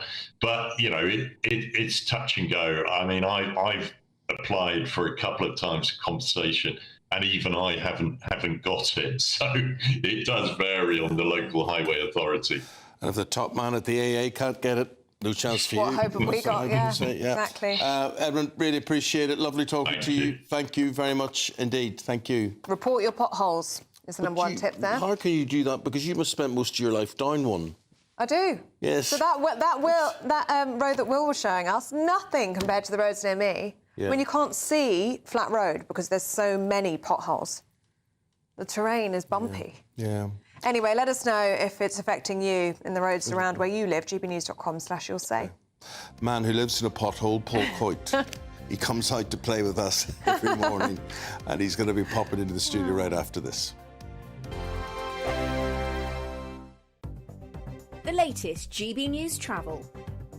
Good morning, I'm Russell Holding. The M77 in East Renfrewshire is closed northbound between junctions 5 and 4 at Newton Mearns, where overnight roadworks have overrun. There are queues from junction 6 at Kingswell. On the M4 near Bristol, there's a lane closed on the eastbound exit at junction 22 for the M49 after an accident, taking half an hour in queues, almost back to junction 23 for the M48. On the M5 near Bristol, the northbound exit at junction 17 at the Cribbs Causeway is closed after a vehicle caught fire, causing queues. On the M25 in Essex, there's a lane closed anti-clockwise where a tanker's broken down at junction 28 for the A12, with queues almost back to junction 30 for the A13. It's taking 50 minutes in those queues. On the M25 in Kent, the outside lanes closed clockwise, where there's an accident just before junction 3 for the M20, with queues back over the QE2 bridge from junction 30 for the A13. And Eurotunnel reporting a wait of up to an hour for passengers at Folkestone. That's the latest. You can stay up to date throughout the day by visiting our website, gbnews.com. Patrick Christie's Tonight. Weekdays from 9 p.m. 5 years ago today, Harry and Meghan shocked the world when they announced that they were stepping back from royal life in what has since been dubbed Megxit. Many royal experts thought the future of the royal family was in doubt after the Duke and Duchess of Sussex's bombshell Oprah Winfrey interview, their scornful Netflix documentary, and Harry's autobiography Spare that took aim at William and Catherine. Pleased to be joined now by entertainment and royal journalist Sarah Louise Robertson. Sarah, thank you very, very much. Great to have you on the show. So, Megxit, 5 years on, how's it gone for them? It couldn't have gone any worse. I remember, as you pointed out there, Patrick, 5 years ago, one senior courtier called this move a declaration of war on the royal family. Well, this is a war that Meghan Markle and Prince Harry have lost. They are the losers in this whole sordid affair. And the royal family have come out stronger, more unified and better than ever. You know, she had it all in her hands to play with. It was all there to play with. She had the HRH title. She could have gone on to do wonderful things. And what's she now? A reality star. She's not even a working actress anymore. This new cookery show, Netflix have put it in the reality side of their categories. What a come down that is. We don't see them together in public anymore. She's doing her thing. She's going down the avenue of reality TV. And Harry's trying, I think, to do some of his charity work. I still think that if he held his hands up and some things happened, that maybe the British public He'd would. have to beg his brother. He'd have to beg his brother. The sticking point here is Prince William. Charles, yes, misses his son. I will say that again. He does. GB News, the People's Channel.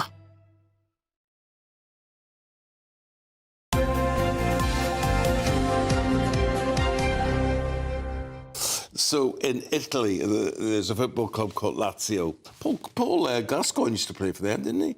Yes, he did. Yeah, he did play for Lazio. Yes, he did indeed. So they have this symbol, this emblem, of a real-life eagle. Yeah, it is an eagle. And it's let out, and anyway, it's okay. But the man who handles it, he was handling something else which got him into trouble. Well, he's been sacked. Well, yeah, kind of. There's the eagle. His name's Juan Bernabe.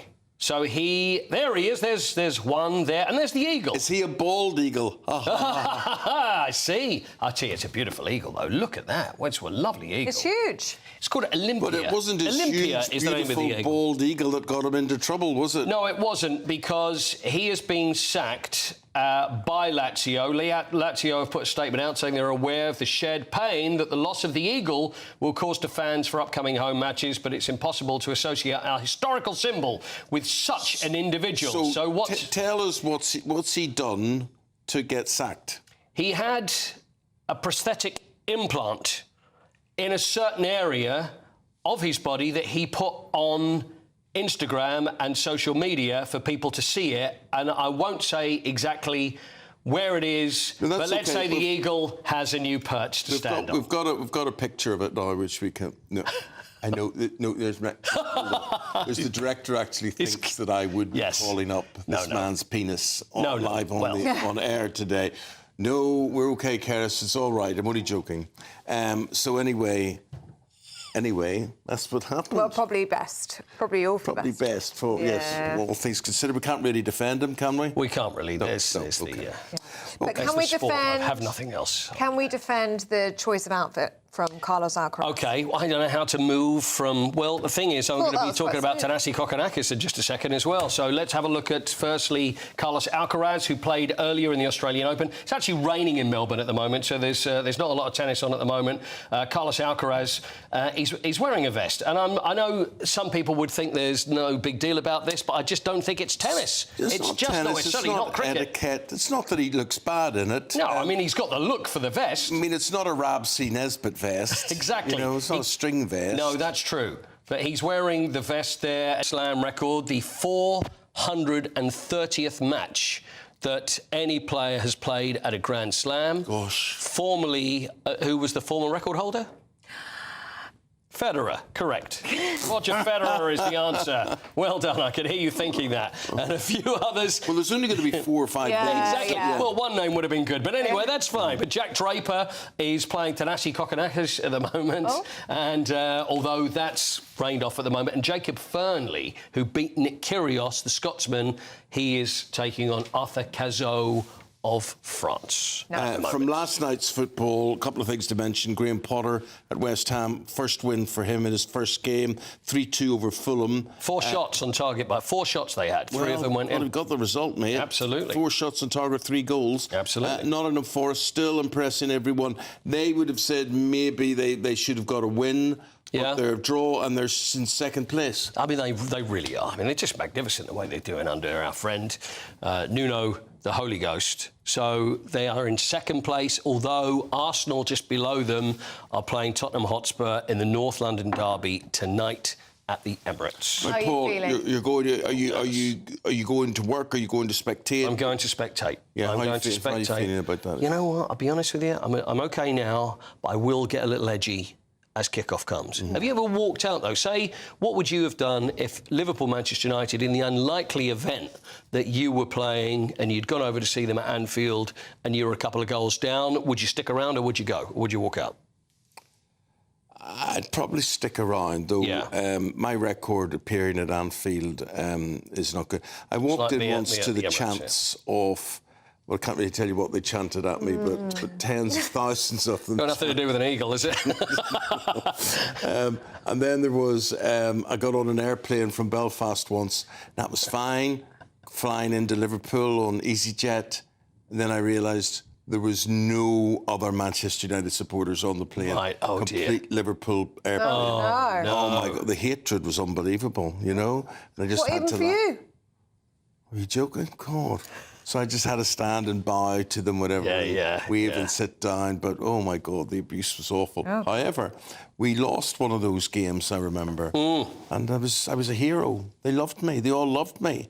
So what do? You go with the loss and the love, or you go with the hatred and the win? No, I laughed. Take a draw. I got a couple more birthdays, by the way, that we didn't get to. Right, OK. These are showbiz ones, though. Showbiz birthdays. One of them I'm sure you know very well, Eamonn. Let's have the first one, please. Oh, yes, indeed. Jimmy Nesbitt. James Nesbitt. Jimmy there. Huge man. There he is, look, with Sir Alex at Old Trafford. Yeah. So there we are. How old is James Nesbitt Jimmy today? would be, I think, about 10 years younger than me. What? I'm going to put him at 58. 58. I'd put him at 55. Well, I'll tell you what, if he's 10 years younger than you, he's 60 today. He's 60, Is yeah. he? So he's much closer than you think. He's 60. James Nesbitt, 60 today. Oh, I was close. He's wearing well. Yeah. Wearing well. Right, one more. Who, I've been very topical. Oh, Claudia Winkleman. Yes, there she is. There's Claudia. Is 51. No. What are you saying? 51. 51. 48. 53 is the answer. She looks great. Yeah. Good for her. Yeah. There you go. Thank you very much. That was You're fun. so interesting. You're so interesting. Well, I love playing birthdays. I just read it. That's all I do. Okay. Very good. Not Thank you interested very in much. myself. We've got Claire Muldoon, we've got Andy Williams, they've got the papers, we've got lots of stories to talk to them about, which hopefully will interest you right after this. Oh, no. Dinner under the stars tonight? That reminds me of our travel insurance. You mean all clear skies? All Clear Travel Insurance sponsors GB News Travel Destinations forecast. Storm Felix is set to affect central parts of the Mediterranean, bringing some rain, mountain snow and also strong winds. But further west, largely settled for the Canary Islands, Madeira, Portugal and also most of Spain. But towards the eastern coast, we could see some heavy showers here. The heaviest likely across Sicily and parts of Sardinia, and also likely to see some mountain snow across the highest parts of Italy and also Greece. Towards the weekend, though, largely settled and temperatures remaining around the same. All Clear Travel Insurance sponsors GB News Travel Destinations forecast.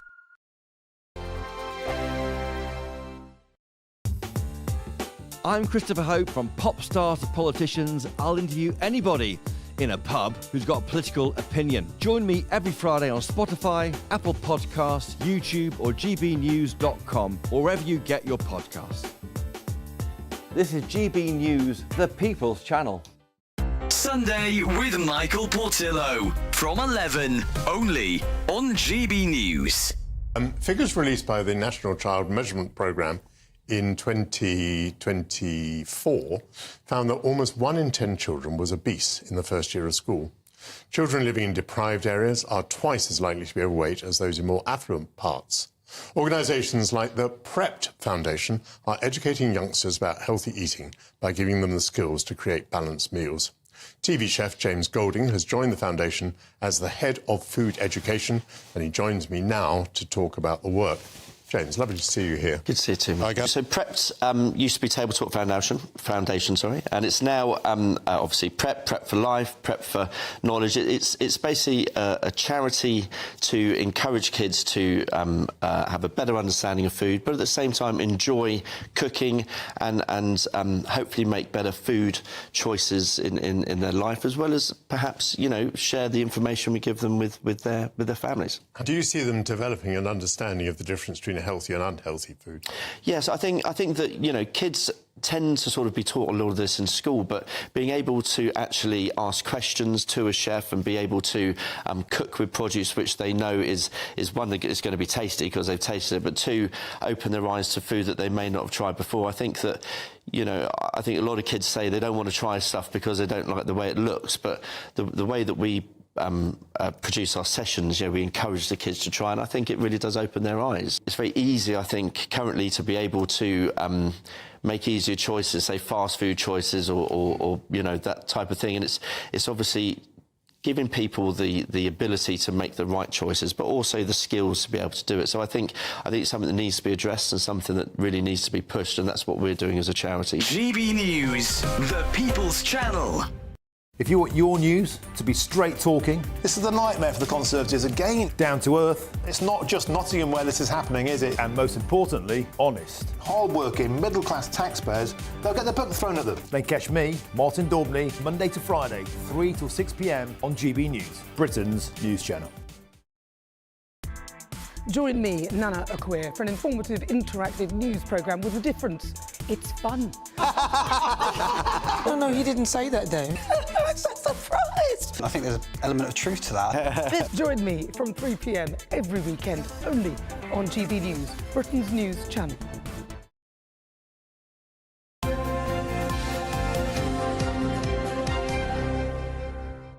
Welcome back to Breakfast. We're with Claire and Andy going through the papers again, and we just heard it is Claudia Winkleman's birthday today. She's 53. Happy birthday, Claudia.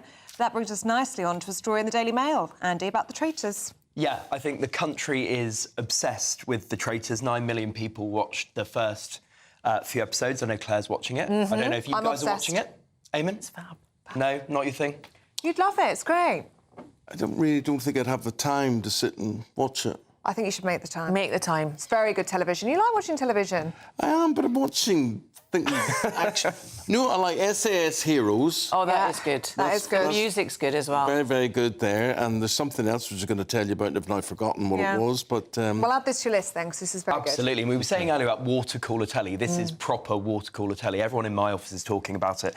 And there's a story in the Mail which is sort of outlining all of the various theories that people have about you know, what's going on behind the scenes and how it works. But there was, I think, a better story about the traitors in the Times today, which is that some polling has been done on how people who are faithfuls in the traitors would vote for political parties. So what's the concept of the show then, Andy? Oh, gosh, how do I explain this quickly? So the concept is there are about 20 contestants or so, and 3 of them are tapped on the shoulder at the start and told they are traitors. And their objective is to get to the end of the game by eliminating their fellow players one by one. They murder them every night, don't they? Murder them every night.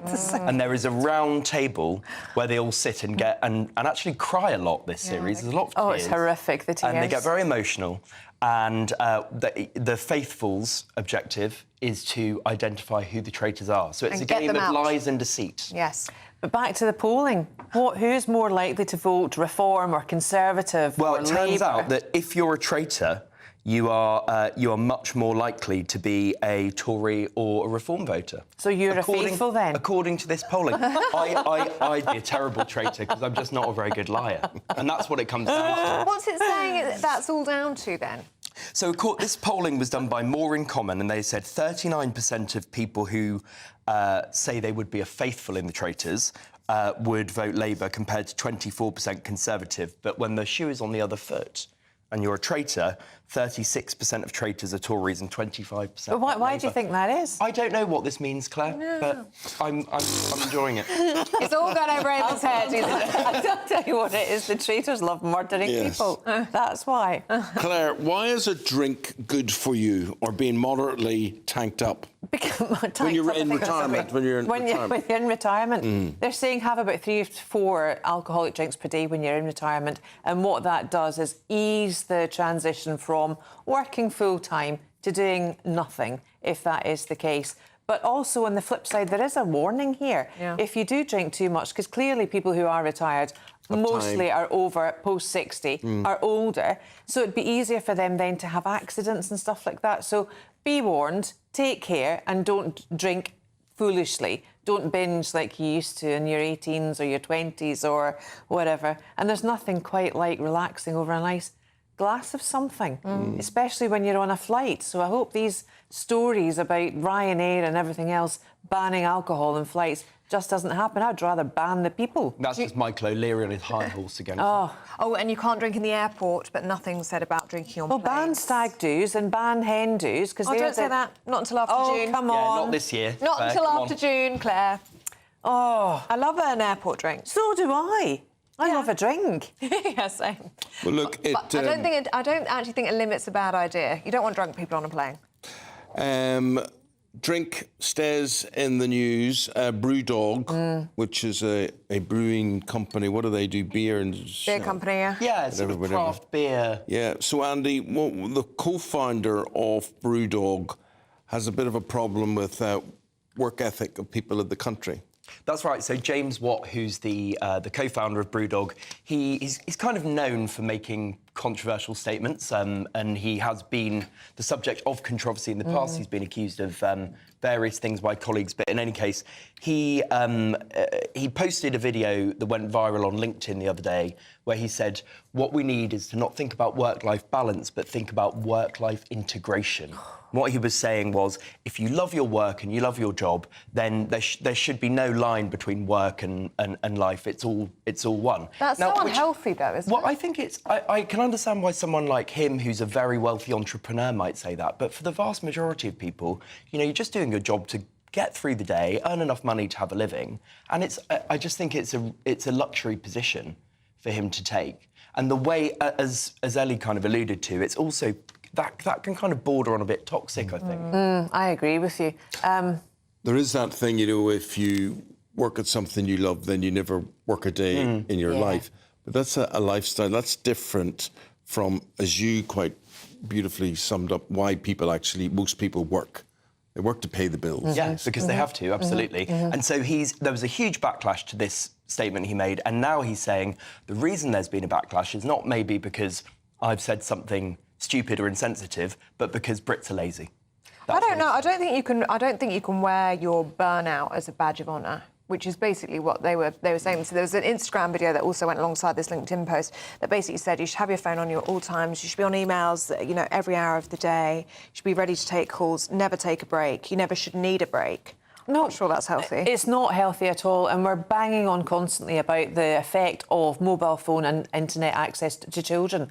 So if you as an adult are then constantly on your phone, it's not really a good message, is it? It's not teaching them anything that they should be hold, really. And I think coming from someone who's built up this Brewdog company, this company that supplies, actually, lagers to British Airways flights, I think for him, it is a very privileged position for him to come out of it. And integration, what another buzzword, eh? What another buzzword in the monstrosity that is the workplace jargon of the moment. You get up, you go to work, you do your best, regardless of what it is. Try to do it with a smile on your face and be kind to people. Talking about jobs, Tulip Salik doesn't have one anymore at the Treasury. She's resigned. Andy, what do you think of it? Well, I think she's the victim of what some people call the Alistair Campbell rule. Alistair Campbell always used to say, if you're in the news as a minister for 11 consecutive days, you're done for. And I think this story just dragged on for too long. She said in her own resignation letter, it's become a distraction. And I think it's the right thing for her to do to go. Keir Starmer had full confidence in her, Andy, only last week, as he has in the Chancellor of the Exchequer at the moment. Is full confidence the kiss of death? Well, I think full confidence can be the kiss of death. I don't think it's the smartest thing for him to have said. And Number 10 should have known that this story, the Times, I think, did most of the running on this, that this story was not going to go away. But you've got a question mark, what you're implying there, Claire, over his judgment. Yes, absolutely. I mean, he seems to be going gung-ho, full on, saying, everyone's fine, I'm doing a great job, I've got full confidence in the staff that I've chosen. Has he? Has he really? But yet, all of us, if any of us worked for him, we wouldn't trust him. You would be expecting to get the bullet to the head, really, wouldn't you, at any time, any stage? Well, I mean, Keir Starmer's, he's a pretty ruthless guy. I mean, that's the story of his political career. He's a robot. Prepared to... He's a not traitor. No. Is he a traitor? No, I think he's a faithful, actually. I would have said. Well, according to that polling, maybe. But no, I mean, in all seriousness, in terms of the Chancellor, you know, he's backing Rachel Reeves. I do believe he has full confidence in Rachel Reeves, and I think some of this chatter about her being, you know, sacked within weeks or months, I just don't see that. But he's all too aware when it comes to Rachel Reeves that they are politically intertwined. Absolutely. If she goes, then he'll be on the plank. I think that's absolutely true. 1 minute. Does that mean we have time? It's up to you. You called it. Andy, let's have a look at this. An emergency budget in March. Do you think the inflation figures might have helped this morning? Well, yeah, I do think the inflation figures have helped. It shows that things are going in the right direction. Obviously, it's only a very small shift, but it probably takes some of the heat off her. I mean, the fact that we're talking about potentially emergency spending cuts is concerning. And the reality is we're either going to need, because of the fiscal position, more tax rises. I just don't think that's a go at all. It's austerity. So we're going to have spending cuts. And it's going to be brutal. And Darren Jones, who was on earlier, he's going to be the man who carries the can for that. Well, I've got to implement a brutal cut right now and say goodbye to both you, Claire, and you, Andy. Thank you both very much indeed. See you again soon. And we're going to go out and about and find out what the weather situation is doing and how it affects you with honour. A chilly start will give way to a lovely, warm afternoon. Boxed heat pumps, sponsors of weather on GB News. Hello, good morning. Welcome to your GB News weather update from the Met Office. Quite a cloudy start for many of us, likely to see some fog in places, but it is going to brighten up across many northern areas. But in the northwest, this is where it's going to be particularly breezy. We'll also see some cloud starting to feed in here, also some outbreaks of rain and drizzle just starting to creep into the far north of Scotland. But as I say, plenty of sunshine likely across parts of Northern Ireland, Scotland, also northern parts of England and Wales. But that cloud likely to stick around across parts of the south and southeast, where it could be quite low and murky at times. Temperatures widely above average for the time of year, particularly in the northwest where it's going to be particularly mild, but perhaps feeling just a touch cooler across the southeast under those cloudier skies. To end the day then, once again, still plenty of cloud in the northwest of Scotland. Those outbreaks of rain and drizzle starting to move slightly further inland here, but elsewhere there should be plenty of clear spells to end the day. Fairly similar across Northern Ireland, northern parts of England, perhaps some patchy cloud, but once again there should be plenty of clear spells here. Once again, that cloud likely to linger across the far south and southeast, but a few clearer spells developing across parts of Wales to end the day. Then through the course of the night, we'll see fairly similar conditions. Once again, a fair amount of low cloud, particularly across parts of England and Wales, likely to see some frost in places. But where we see those clearer skies, likely to further north, that's where it's going to turn chillier here, likely to see a few patches of frost through the early hours of Thursday. So a chilly night under clearer skies, but under that cloud staying fairly mild overnight too, particularly in the northwest. Then through Thursday, once again, lots of cloud around to start the day. Similarly, across the south and southeast, lots of low cloud, murky conditions, even some fog in places. Once again, brightening up across parts of the north, seeing plenty of sunshine here, also to the lee of high ground, and still fairly mild for the time of year. But across the south and southeast, temperatures returning to around average for the time of year. Bye-bye. A nice bright morning will generate a lovely warm day, right through to the evening. Boxed Solar, sponsors of weather on GB News. The latest GB News travel. Good morning, I'm Russell Holding on the M90 in Fife. The southbound exit at junction 2 for the westbound A823M is partly blocked by an accident at Petrevey, causing queues. The M77 in East Renfrewshire is closed northbound between junctions 5 and 4. Newton Men's, where overnight roadworks have overrun with queues from junction 7 north of Fenwick. The M5 in Bristol, 2 lanes are closed northbound along with the exit at junction 17 for the Cribbs Causeway after a vehicle caught fire. It's taking over an hour in queues. Beyond junction 19 at Portishead. The M25 in Kent is blocked by an accident clockwise just before junction 3 for the M20 with queues back over the QE2 bridge. Beyond junction 30 for the A13, and Eurotunnel reporting a wait of up to an hour for passengers at Folkestone. And that's the latest. You can stay up to date throughout the day by visiting our website gbnews.com. Don't miss your chance.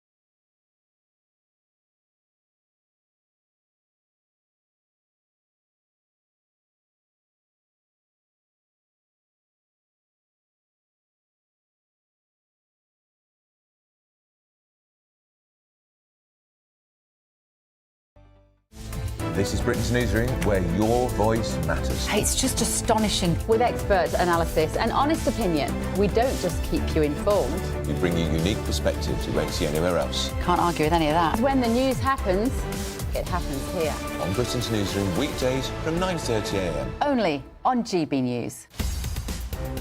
In the GB Newsroom, we bring you the news as it happens. With our team of dedicated journalists across the UK. We're ready to keep you up to date with what's happening every half an hour, every single day. Bulletins here on GB News. The People's Channel. Britain's news channel. Join me, Nana Akweer, for an informative, interactive news programme with a difference. It's fun. No, he didn't say that, Dave. I'm so surprised. I think there's an element of truth to that. Join me from 3 p.m. every weekend, only on GB News, Britain's news channel.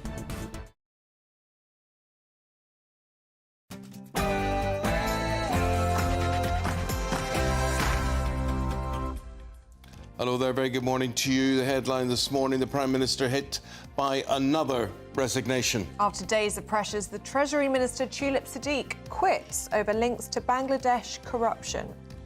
Well, it may be all smiles on the front bench, but the pressure is still piling on Rachel Reeves.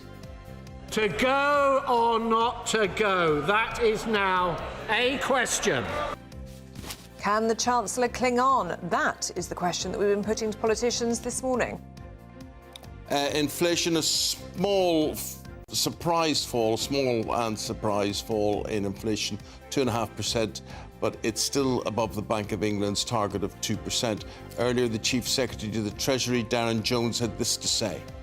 We expect inflation to continue to be around the target number of 2%, but we recognise there's still more to do. We've also been speaking to the Shadow Chancellor Mel Stride, who had this message for Rachel Reeves. It's got to get a grip of this economy.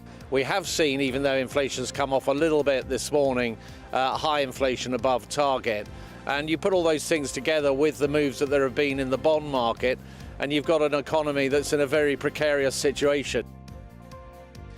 Relief in remission. The Princess of Wales shares an uplifting cancer update as she becomes the new patron of the hospital she received her treatment in. Roads in crisis. The cost of pothole damage hits a record high. So how does the Prime Minister want to solve the problem? AI isn't something locked away behind the walls of blue-chip companies. It can spot potholes quicker. Another blow for farmers. Will new proposed sustainability goals see them lose their land and livelihood? Hello, good morning. It's going to be quite a murky start for many of us, but it is going to be brightening up later with some sunshine. Stay tuned and I'll be here with all the details. Hello there on this Wednesday morning. Very good to have your company, whether it's on television or radio. Thanks for tuning in. I'm Eamonn Holmes. I'm Ellie Costello, and this is GB News Breakfast.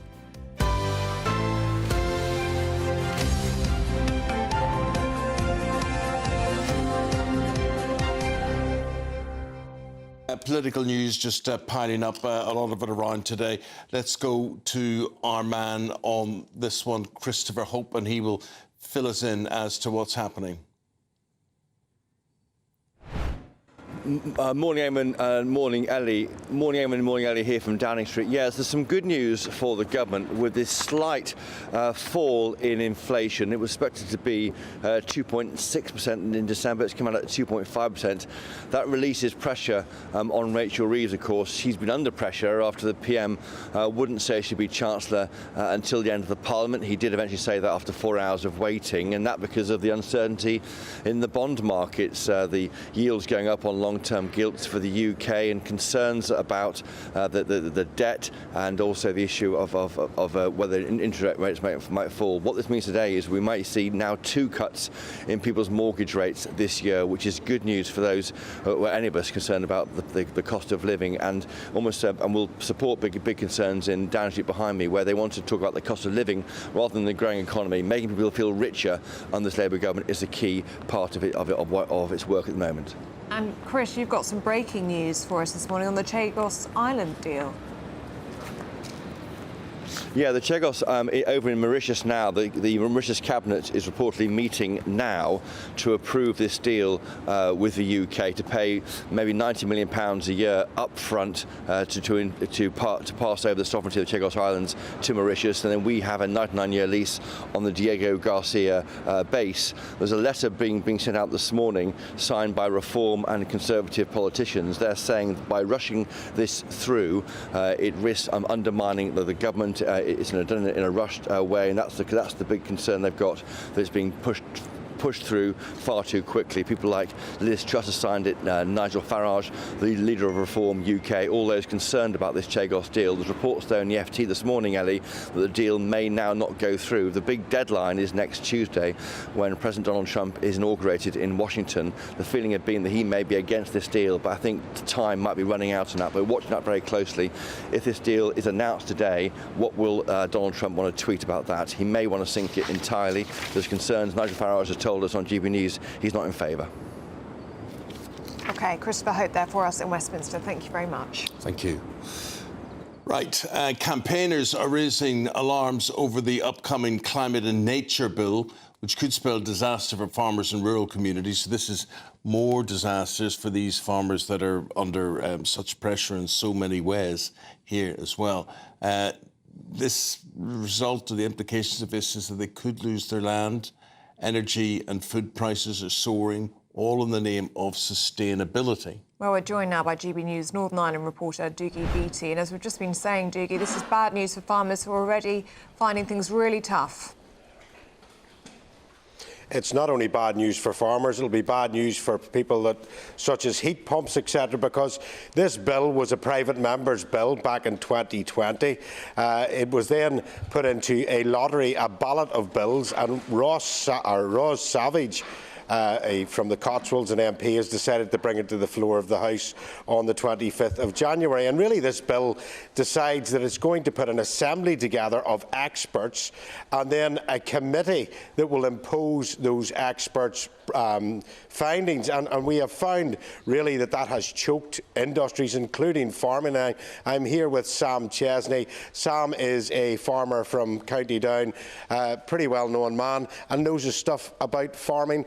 Sam, how much has nitrates and ammonia nitrates planning actually impacted on farming? Thank you very much, Dougie. Nitrates and ammonia and action plans, we have been complying with this for years already. It's making farming very difficult for us. We're reducing the number of stock. We're monitoring our nitrates outputs. Everything we do is really monitored now, and this bill is going to make it even more difficult. Again, another committee, and we all know what committees do nothing. We as farmers in Northern Ireland, we produce food for the world. The world is in shortage of food. If we produce less food, somebody in the world is going to starve. We don't get grants to put up better housing for animals and livestock. We don't get anything like this. We're just really hammered, and it's become nearly the straw that broke the camel's back. We all know what the inheritance tax, just another thing put in the back of farmers. Well, I mean, you say that, but do you think the government actually understands farming? Do you think that they are in a race towards net zero and aren't taking in not only farming but businesses? And how could they better address that? The government know nothing about farming. You know, it's all based around the city, and I know the city is very important in London for stocks and shares and investments, but it's all based around that. Would you rather eat Chinese chicken, plastic ham and dehydrated milk? The consumer has to choose. The consumer wants good quality food, which will give them good quality health and give them a future.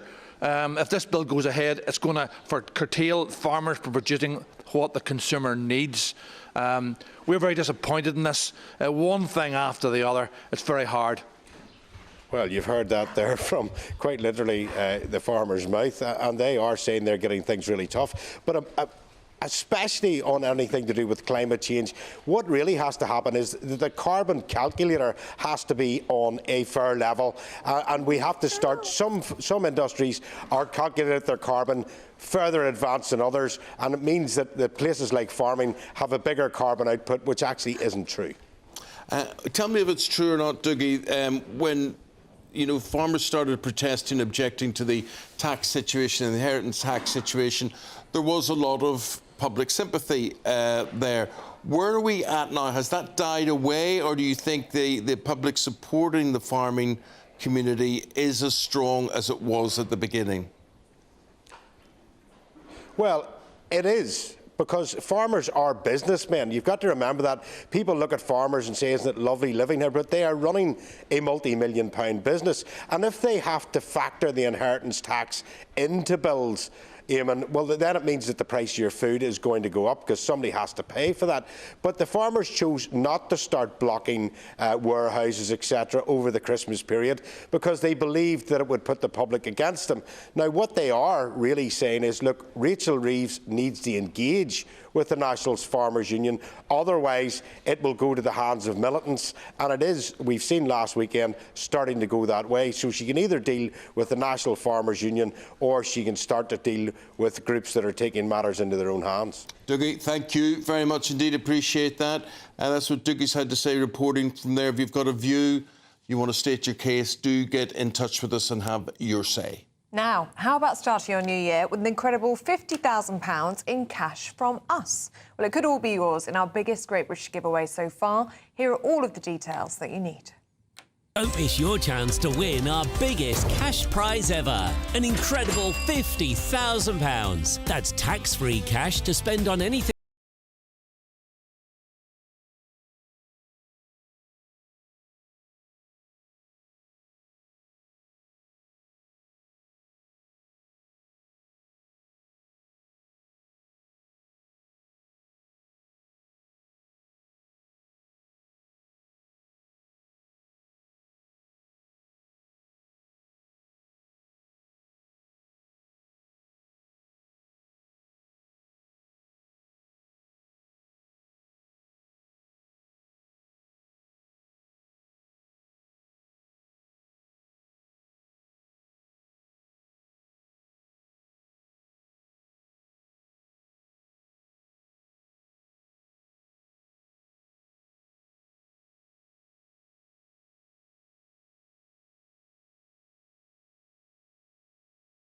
Good luck.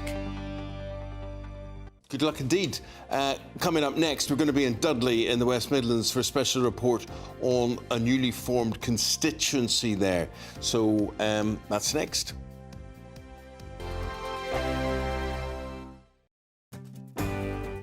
I'm Michael Portillo. This is GB News, the People's Channel, Britain's news channel. Thank you, Britain. Thank you for watching. Thank you for listening. Thanks for subscribing. Thank you for your support. It's you that make us the People's Channel. As we reflect on our journey so far, we're filled with immense gratitude. You mean the world to us. We couldn't have reached this point without you. As a very special thank you, we are giving you the chance to win one of 50 GB News thank you boxes. They're worth £50 each. For full terms and conditions, and to enter, just go to gbnews.com/thank you.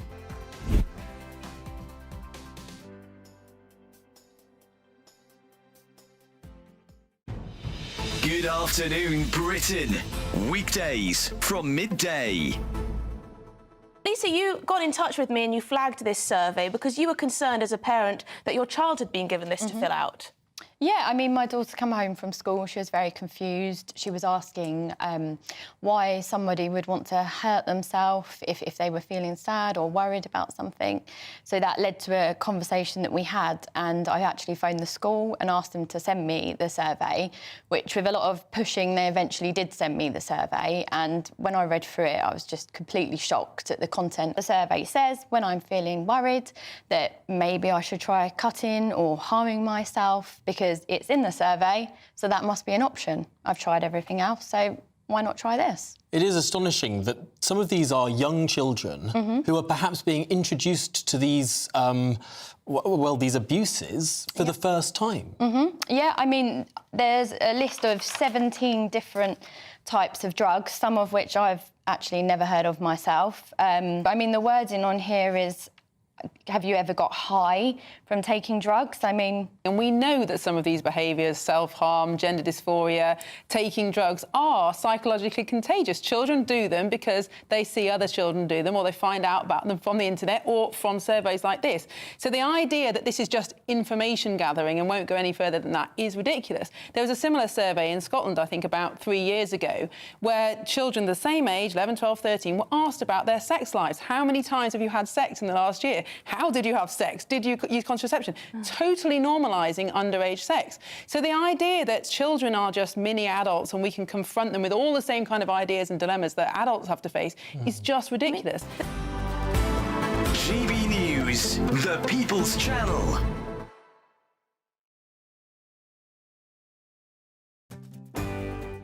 I'm Patrick Christie's. This is GB News, the People's Channel. Britain's news channel.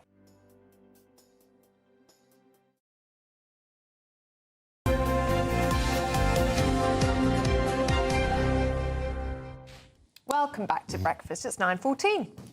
Well, we're going to talk politics now and a few changes, electoral reform, because Dudley in the West Midlands has become a newly formed constituency there.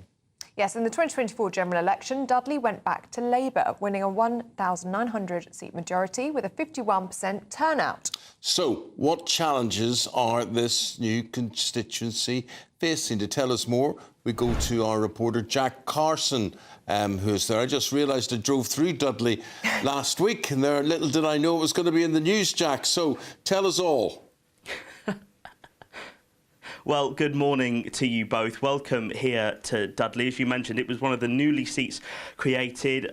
This part of the country, Conservatives in 2019, of course, on the back of that Brexit general election, but went to Labour as this newly seat was created by the Electoral Commission in the general election earlier last year. But what are the things that are important to people here? What are the issues that people, of course, are talking about? We're joined this morning by Dave Raybould. Thank you so much for joining us this morning. I mean, Dave has lived here for 40 years, just to give an indication of probably one of the experts for what is life like around here. Tell us, you know, you've lived here. What is the big important issue for you here in this area? Locally, the state of our road outside. As you'll have seen yourselves, it's unadopted. We've tried to get the council to take control of it, but they don't want to know. We tried a few years ago with Ian Austin, who was Labour MP at the time. He tried to get it resurfaced for us, but Dudley Council simply don't want to know. So that would be the main issue for me. Other than that, in Dudley, you've got a town centre that used to be absolutely thriving. It's now dead on its feet. There's a marketplace that's been there since the early 1100s. I believe there are around 150 stalls on it. And on any one day in the week, even on a Saturday, you're lucky if 6 stalls are taken up. Well, one of the things that we're talking about this morning is we've had the latest inflation figure down by 0.1% to 2.5%. I mean, obviously that's having a bit of an impact on the high street. Are you noticing, with that inflation slightly coming down, are you noticing any kind of difference? No difference whatsoever. I believe myself the main reason why inflation has altered this month is because of the Christmas spending. Simple as that. People did spend a little bit at Christmas, and the shops, to attract people in, were reducing some of the prices, but that won't last for very long. Now, I know at the last general election you voted Labour. I mean, just quickly, how would you score the current government? 2 out of 10, and that's if they're lucky. I think they're making one hell of a mess of everything they're trying to do. The biggest issue, I think, in the country is immigration. What they're trying to do with smashing the gangs, I don't think will work.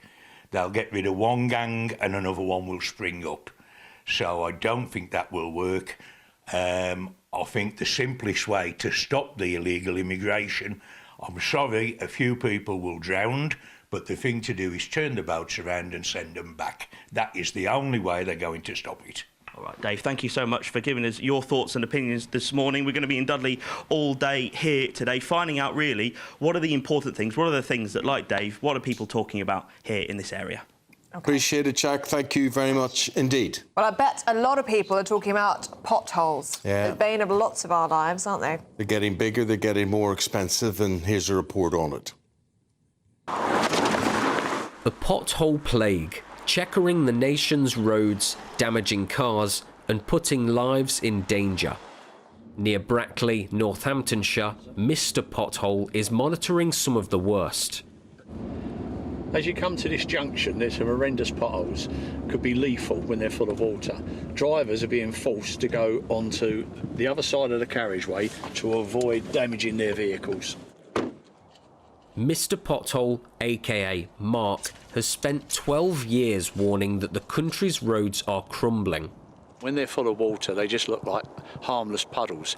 The fact it could be lethal for a cyclist or someone on two wheels.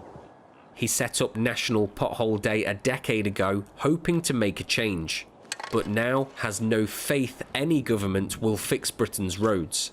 The nation is sick to death with politics getting in the way of fixing our roads. Every politician, and I've lost faith in most governments and authorities now actually doing anything about it, don't seem to want to face up to the massive multi-billion-pound backlog in road maintenance. £16.3 billion of carriageways in England and Wales need work now. And in 15 years' time, if they don't invest, 51% of our roads will be structurally unsound. Despite a fall in the number of incidents, the cost of repairs is rocketing through inflation and a shortage of parts. Funding to fix England's roads in 2025 to 26 is £1.6 billion, 500 million more than last year. The Department for Transport has said it will ensure highway authorities spend the money wisely. Mark says it's not enough. Giving small sums, which are a lot of money to me and you, over short term isn't going to solve the problem. We need an annual resurfacing programme year on year to get our roads up to a reasonable standard. Will Hollis, GB News, Brackley.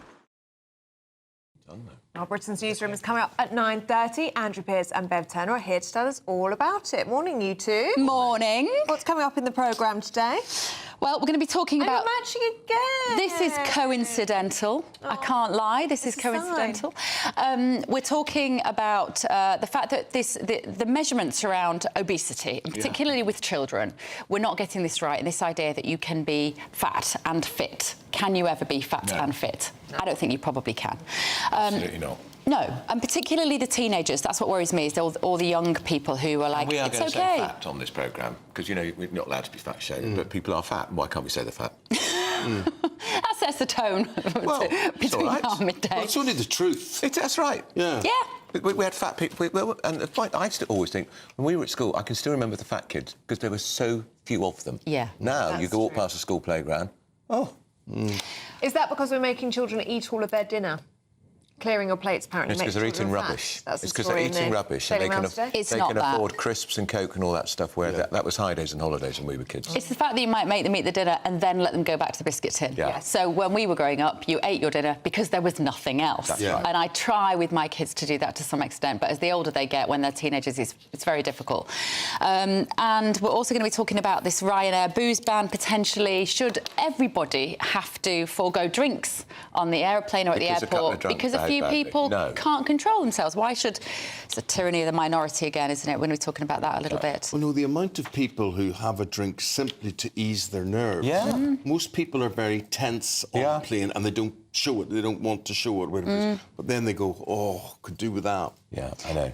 And are Brits work shy? What's going on with our work ethic in this country as a whole generation? Wrong with my work ethic. No, it never has been, Eamonn. Who are the people that don't work? Well, I guess it's the under 25s, under 30s. Well, if you think how many maybe. people are not in employment, training, there's hundreds of thousands of those, and we've got, what, 2.5 million people on incapacity benefit? Really?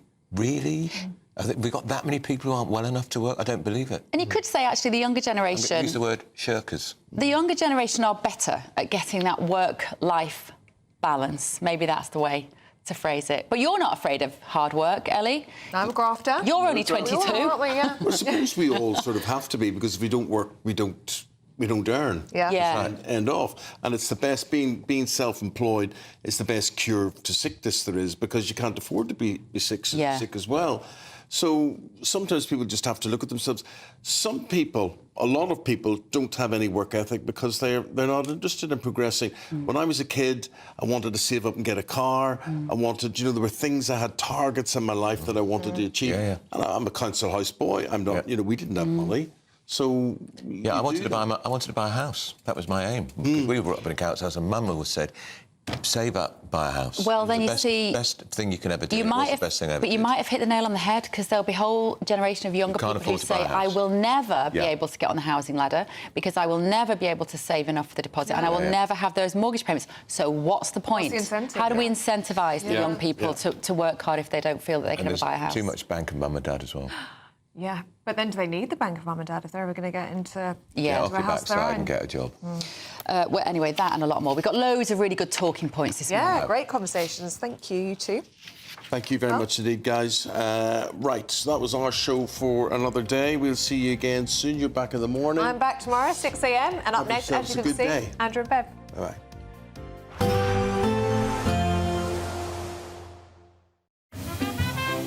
Heavy showers first thing will be followed by a warm, cosy day.